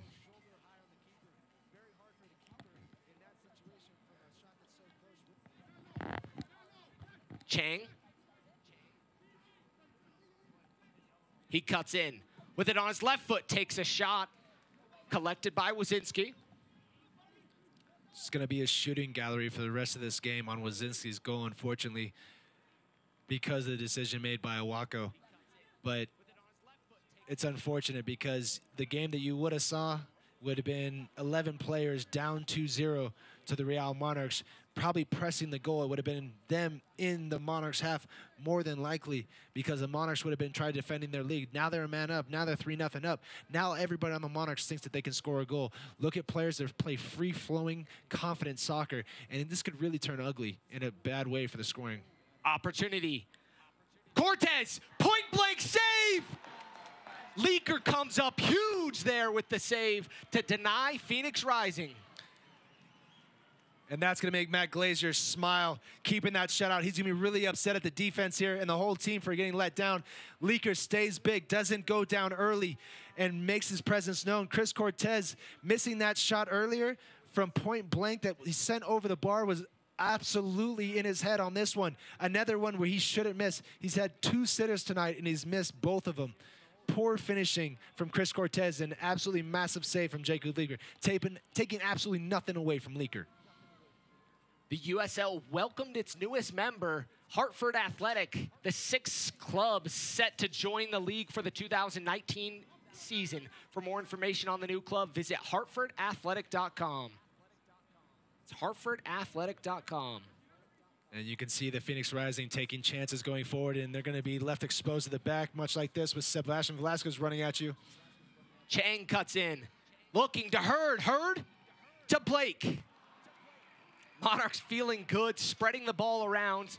A lot of fans lifted up their hands there for the field goal. Not sure that works here. Definitely doesn't work here, and they could have done a lot more for the Phoenix Rising tonight. Josh Hurd gets this ball on his right foot as it's coming across. I'm a little surprised.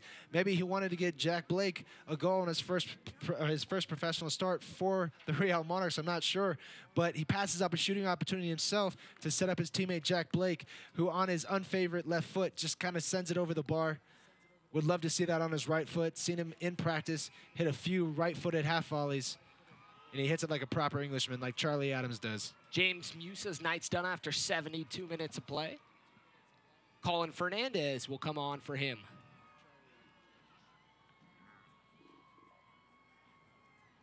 The final substitution of the night. For switch to Chang. Phoenix Rising. Chang to Blake. Hurd out wide. Hurd with it. Tries to get around his defender. Takes a deflection, I believe. Maybe not. Maybe not. It must have not the nicest looking shot. Sometimes you have an idea in your head when you're coming inside, especially him being right-footed. He wants to get it on his right foot like Chang does with his left. Puts it on his right, puts it a little bit too far out, hits off the edge of his toe and just sails.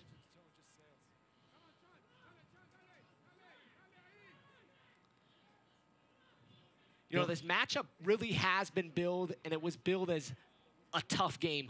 1 versus 2 in the Western Conference, and Phoenix Rising really has come to play, just really hasn't been able to find their opportunities and capitalize on them. Excuse me, they've been able to find their opportunities but not capitalize on them. They've still, with the exception of since Awaka got sent off, the last 10 minutes, they've had obviously the better of the chances. But before that, Phoenix Rising had the better of the chances, and they still should have had, Chris Cortez should have had 2 goals easily tonight, but they've sent a lot of their shots over the bar and just not used to finishing on this turf. Maybe that's what it is, but it's just been not good enough offensively tonight. The ideas and the creation have been there. The execution hasn't.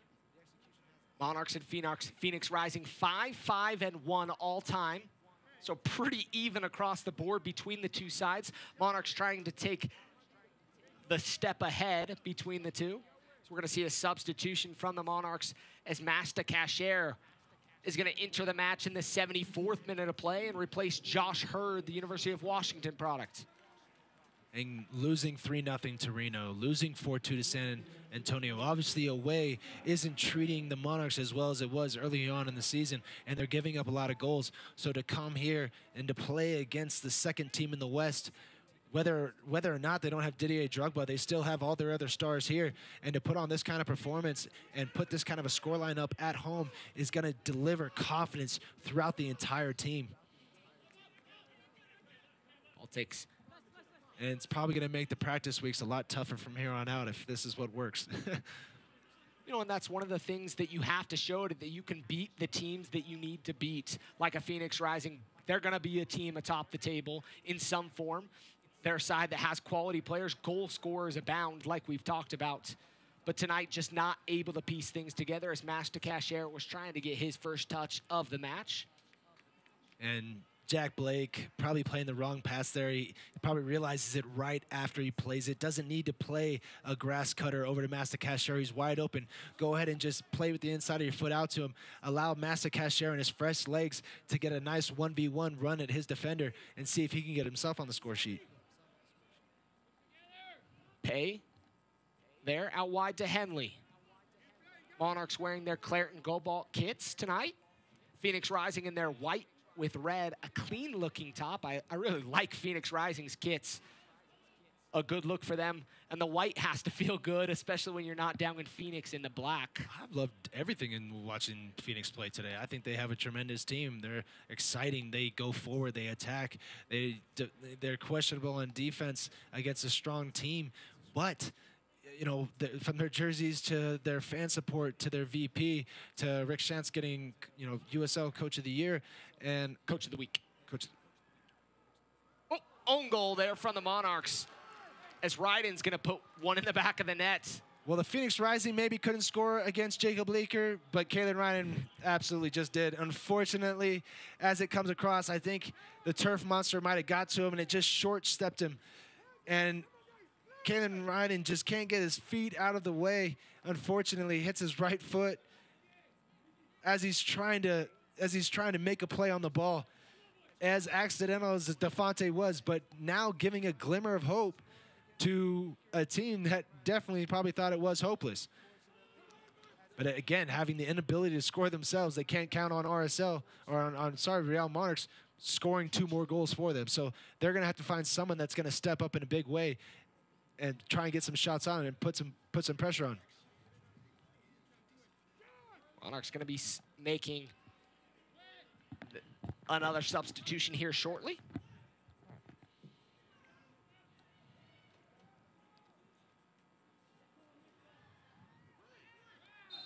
A foul there by Portillo. Portillo's going to see yellow, and rightfully so in a situation like that.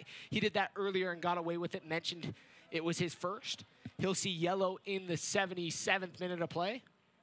Yeah, you're absolutely right. You know, that second hard foul on somebody, he definitely makes it worth it when he does foul. But getting a yellow card here, putting another set piece situation, this is what you want to avoid with Phoenix Rising, because they still have height, they still have size, they can still batter you around. You can't give up these situations. And on the flip side of that, the next chance that comes forward, you have to score. Englishman for Englishman, Jack Blake, Charlie Adams in. Jack Blake with an assist tonight, to his credit, and a nice 78 minutes of play for him. Charlie Adams will come to replace him. A pretty like-for-like sub. Nice battle still going on between Cortez and Pei. Chang tries to get around. That could be a red if he's not careful. Oh, if there's VAR in this league, that definitely might have changed the referee's decision. There was no intent to play the ball here from Defante. The entire time he's going at Chang. I don't think he catches Chang as much as he's selling it, but that is still a dangerous play. Comes in, catches him right below the knee. That's a high tackle and worthy of a red card, in my opinion. Really a little chippy here, and like we've mentioned late, hopefully things can stay even kill for this final 10 minutes plus. Well, Defante probably still not happy with the face, I guess the head to the face that he took from Adam Henley a little bit ago, and the fact that they've been running ragged ever since Owako got red carded. Goes at Chang here, and hopefully Chang's okay and can get up. Hate to see something happen like that. Happened to Tony Beltran last year, where it was obvious that the person wasn't going. Blood again coming. That the person wasn't going for the ball, but was rather trying to injure the player possessing the ball. Just don't like to see plays like that. Chang's on his feet again, though, so that's a good sign. And Defante looks like he's bleeding. I don't know if he's going to come off. He keeps constantly trying to turn his face from the linesman. Linesman's trying to call him over to tell him he needs to fix his face. He knows exactly what's going on. Someone's off camera, but we're getting a look at it here from the booth. Portillo's going to take the free kick for the Monarchs. Just in front of the half. 10 minutes and change left in this one. And I'd like to say, ever since Alessandro Riggi has come into this game, he has really put an impact. He has been getting 2 or 3 balls that have been played through over Adam Henley's head. Adam Henley has to be more aware that he's going to be doing that. Maybe give him a few extra yards or bump him more so he can't get that head-on steam that he's getting. Obviously, he showed that he has a little bit of speed and a little bit of class. When he gets to that byline, he can serve in a good cross. Have to watch out for him.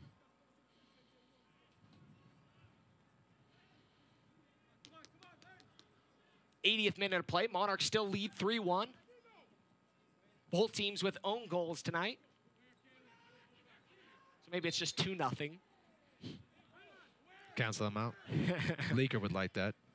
But 3-1 officially on the score sheet. Seba, Sebastian Velasquez, and Chandler Hoffman, the goal scorers.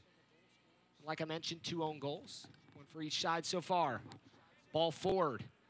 It's going to be a rundown. Henley. A battle. It'll be a foul pointing for the Monarchs.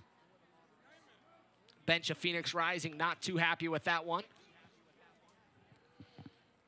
Defante is now going to come on wearing number 98 as he gets his nose patched up. Oftentimes, kit men only carry 1 extra jersey for a player. But an unmarked number now, he'll come on. I don't know why he would have number 98 as the next one up, but that's kind of funny. I like it. Yeah. Maybe he'll switch to it. I really enjoyed Bradley Wright Phillips' goal celebration for his 100th. Pulling it off I thought that was class. Back on to 10v11 now. Cashier. He's going to go at Pharrell. Trying to get an opportunity. Asante there cuts him off. Asante does a nice job to win that one for Phoenix Rising. Pharrell does a really good job there just to slow Masakashi down, doesn't dive in, stands him up, and allows Solomon Asante to get back and close that down, make it a 2v1. If Masta wants to beat him, he's got to make a decision up a little bit quicker and either go to his left or his right. Masta loves going to his right. Can he go to his left and surprise him?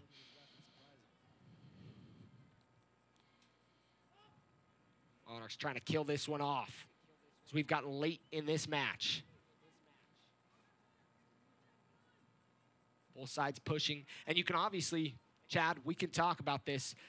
These are two teams that are going to make the playoffs. They're two teams that are going to be dangerous in the playoffs.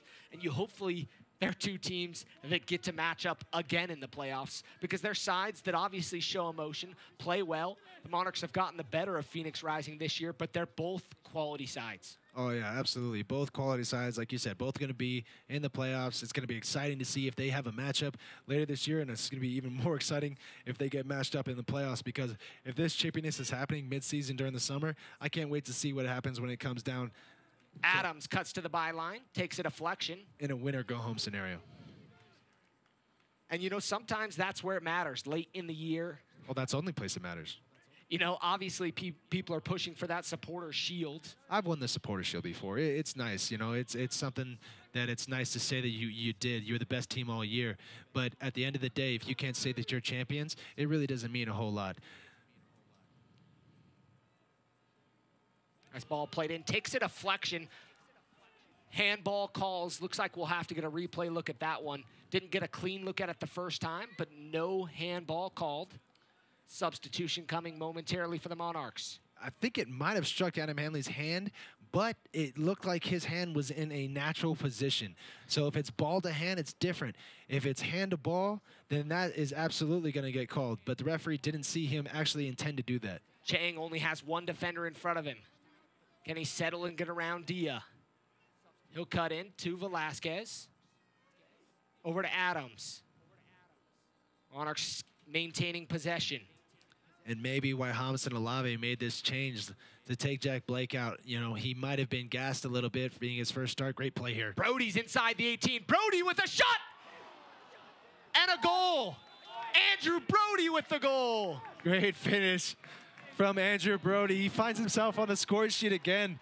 This man shows up on more score sheets than you would think, and I don't say there's any question about this. The linesman isn't on the line where he needs to be, but I think that this goes a good solid 2 balls behind the line. Hard to tell in the replay, but it definitely looks like it goes down and into the goal and then back out. Maybe you get a better look here as he puts it over the keeper high, maybe like Sebastian Velasquez. Yes, that absolutely bounces behind the line. You can see the rubber come up. Great finish from Brody. Sebastian Velasquez, like we said early in this half, had a chance just like that from a pass from Michael Chang. Tried to go high above the shoulder. Wazinski sees yellow for his disagreement with the goal.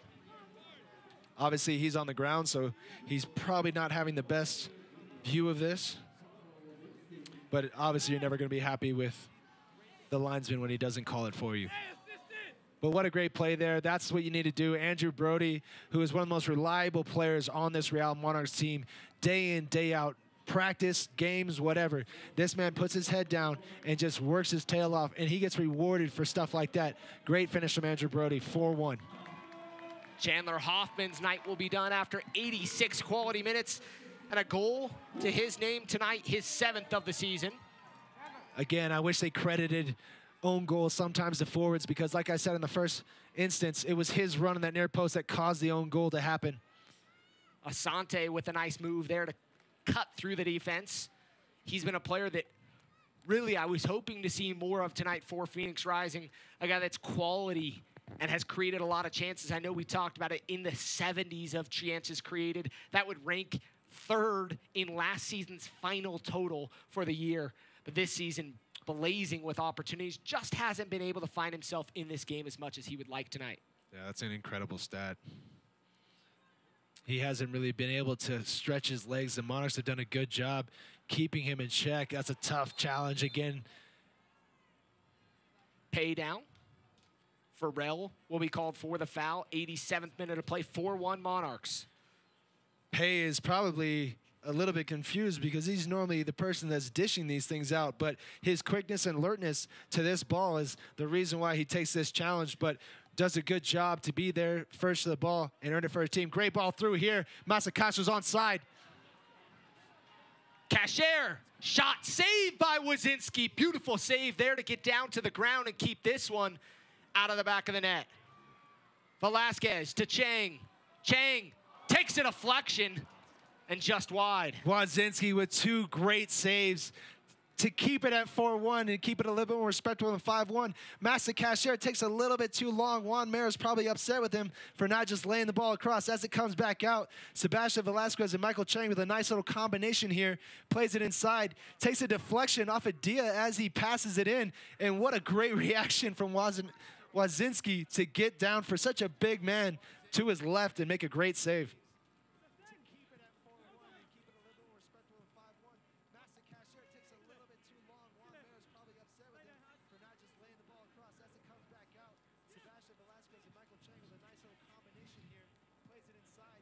Velasquez inside to Cashier. Chang pushed wide by Wazinski. Wazinski is absolutely red hot right now, and I don't know how much of that is actually warranted. He's getting a lot of shots and having to make a lot of great saves. Is just add him to his highlight reel. But again, Seba just doing what Seba does best, getting the box. Good feet from Master Cashier at the no-look pass to Michael Chang. Great shot there at saving height for Wazinski. Great, long goalkeeper. He should be making those saves, but great 3 saves in a row to keep it at 4-1. Ball swung into Portillo. Portillo is going to take a crack. Kept out by Wazinski. Does a nice job to get down to the ground as that one was knuckling down and away. And the Monarchs absolutely just peppering the goal of the Phoenix Rising right now. No pressure steps to him. Phoenix Rising has already thrown in the towel. Everybody but the goalkeeper at this point made his 4 saves in the last minute to keep it from 5-1 and keeping that scoreline just a little bit nicer than it looks. Velasquez is going to get called for the foul. Charlie Adams as well. Want to get key talking points from around the USL every week? Tune into Hat Trick with Kelsey Steele on Monday evenings on the USL's Instagram account to stay in the know on what's going on around the league. Chang hit from behind by Dia. Conversation going. A lot of conversation between players and Chang tonight. He's been a marked man. I mean, that's what happens. You highlight him in pregame. You say, this can be this guy versus this guy. Chang has answered the call 10 times over tonight, and he showed his gumption. He's not just a player that is full of skill. He's got bite to him, and he's shown that. He's tireless. He works so hard for everything that he gets. And unfortunately, he's got a lot of attention from the other team so far tonight because of the excellent play that he's had going forward. For Phoenix Rising, you have to mention the play of Carl Wazinski. Done a phenomenal job in goal. I know he's given up 4, but man, he has done everything right other than give up those goals. Come up big with multiple saves here late as his team's kind of slowed the pace and really hasn't been able to keep their foot on the gas. Yeah, after they went down to 10 men, he really can't ask them to, where's the offense? Where's this? Where's that? Once you're going down away to the Real Monarchs out here in Harriman, you're not going to have an easy day. You're probably going to have a lot more shots, but he's answered the call and done a great job since then. Asante hits the side netting and takes a deflection. It'll be a corner kick for Phoenix Rising here in the 90th minute of play. Another chance created by Solomon Asante. He doesn't need 11 players on the field to do what he does. He's so quick. Bradley Wright Phillips type speed. Sidesteps one. Kalen Ryden looks like he just takes it off the foot. Does well not to get his legs too wide. Leaker might have had it covered had it been on frame. Good play there by Solomon. Swung in. Can't beat the first man. Velasquez tries to get around the corner of Defonte. His touch lets him down. Phoenix Rising kind of letting things fall apart. 4 minutes of stoppage announced. First of 4 minutes is done. As I said, in the 67th minute, this game was over. As soon as Owaka went off and Chandler Hoffman got his third goal, or the team's third goal. Ball forward, Wazinski's going to collect. Sometimes when teams that aren't used to being in this type of position and they get down against a team like this, it just infuriates them so much that they can get chippy and they can get a little bit more violent and start throwing in rash challenges. Johnson, shot up over the crossbar. Did take a deflection, or it would be a goal kick.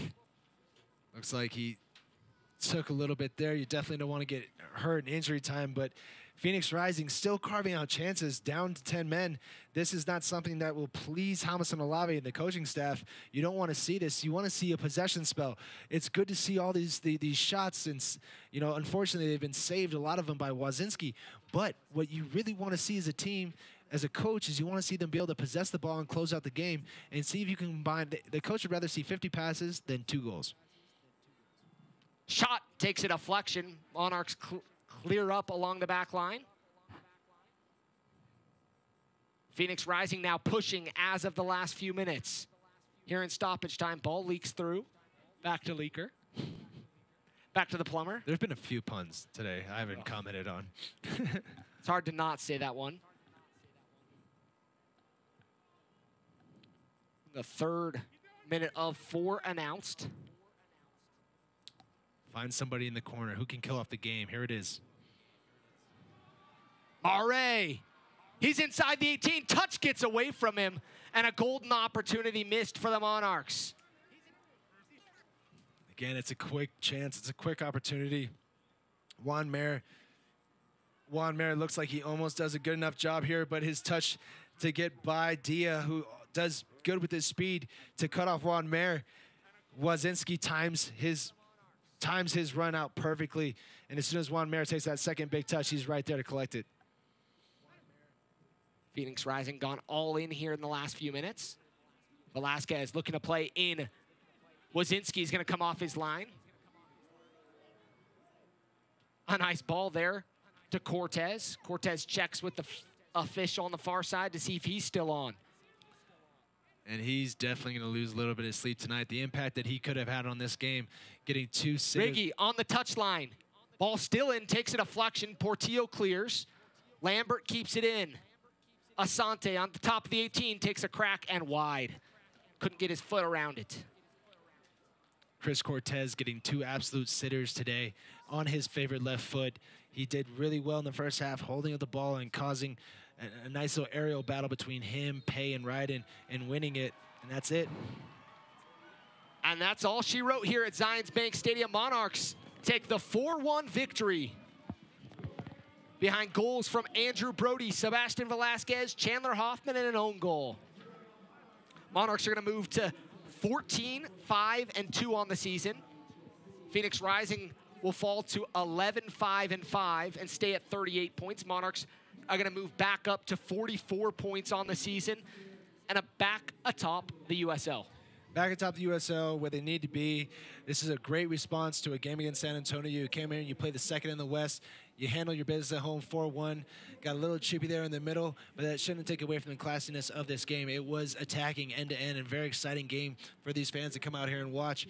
And Phoenix Rising were the better team in the first half, but Real Monarchs were the executioners. They were the finishers. They finished their 2 glories, their 2 really own chances, and the other one was a half chance that was an own goal by Defonte.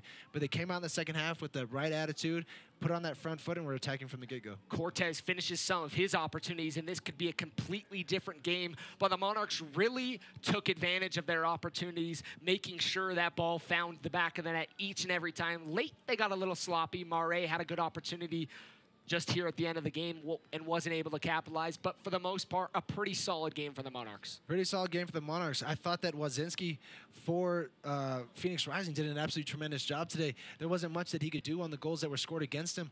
And on the opposite side of that, Leaker almost getting the shutout. Kalen Ryden scoring on him. He's probably going to have words for Kalen Ryden after this game, so that because he didn't get a shutout. But you know, it's a lot of this. He didn't have to make a whole lot of saves today. A lot of it were just misses by Phoenix Rising, Chris Cortez, and the one that Chris Cortez hit on frame was just unfortunately right at him. Probably still thinking about the miss that he had before. And I'm sure Ryden's going to be disappointed with that own goal. Obviously, the team wanted to walk away with a shutout. You do every time you're here. But hey, if nothing else, 4 goals. Finally, the Monarchs were able to kind of start to find their offensive stride, which they have not been able to find really as of recent. It's just been a lot of 1-0 games that they've won. Yeah, absolutely. And that's what you want as Hamas and Olave. You're going to do video this week. There's a lot of video that you can do to fix things, but you still came away with a 4-1 win, and that's something that you can definitely build on, especially against a great Phoenix Rising team. Let's check up the upcoming matches for the Monarchs here moving forward, and that's on your screen right now. Next, versus Reno here at Zions Bank Stadium on August 8th at 8 p.m. Then on the road at OKC. Then back home for 2 games with Tulsa and LA.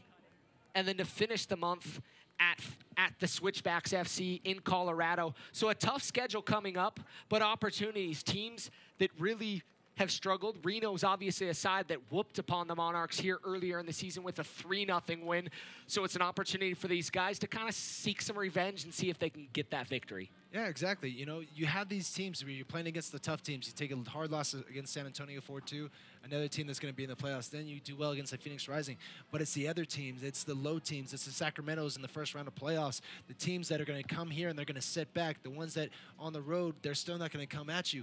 Those are the games you have to figure out. You have to find a way as the top team to beat teams in so many different ways. You can't just rely on one certain set way of doing things, and that's up to the coaching staff and the players involved to constantly keep changing, evolving, and becoming better. And that's all she wrote here at Zions Bank Stadium. 4-1, the Monarchs take the victory and the 3 points and move to 14-5-2 on the season to continue their run of form. From our wonderful team, all our camera crew, producers, and those who make this possible, Chad Barrett, Landon Southwick, and we'll sign off here from Zions Bank Stadium. This copyrighted telecast of the United Soccer League may not be retransmitted, rebroadcast, or reproduced without the express written consent of the United Soccer League.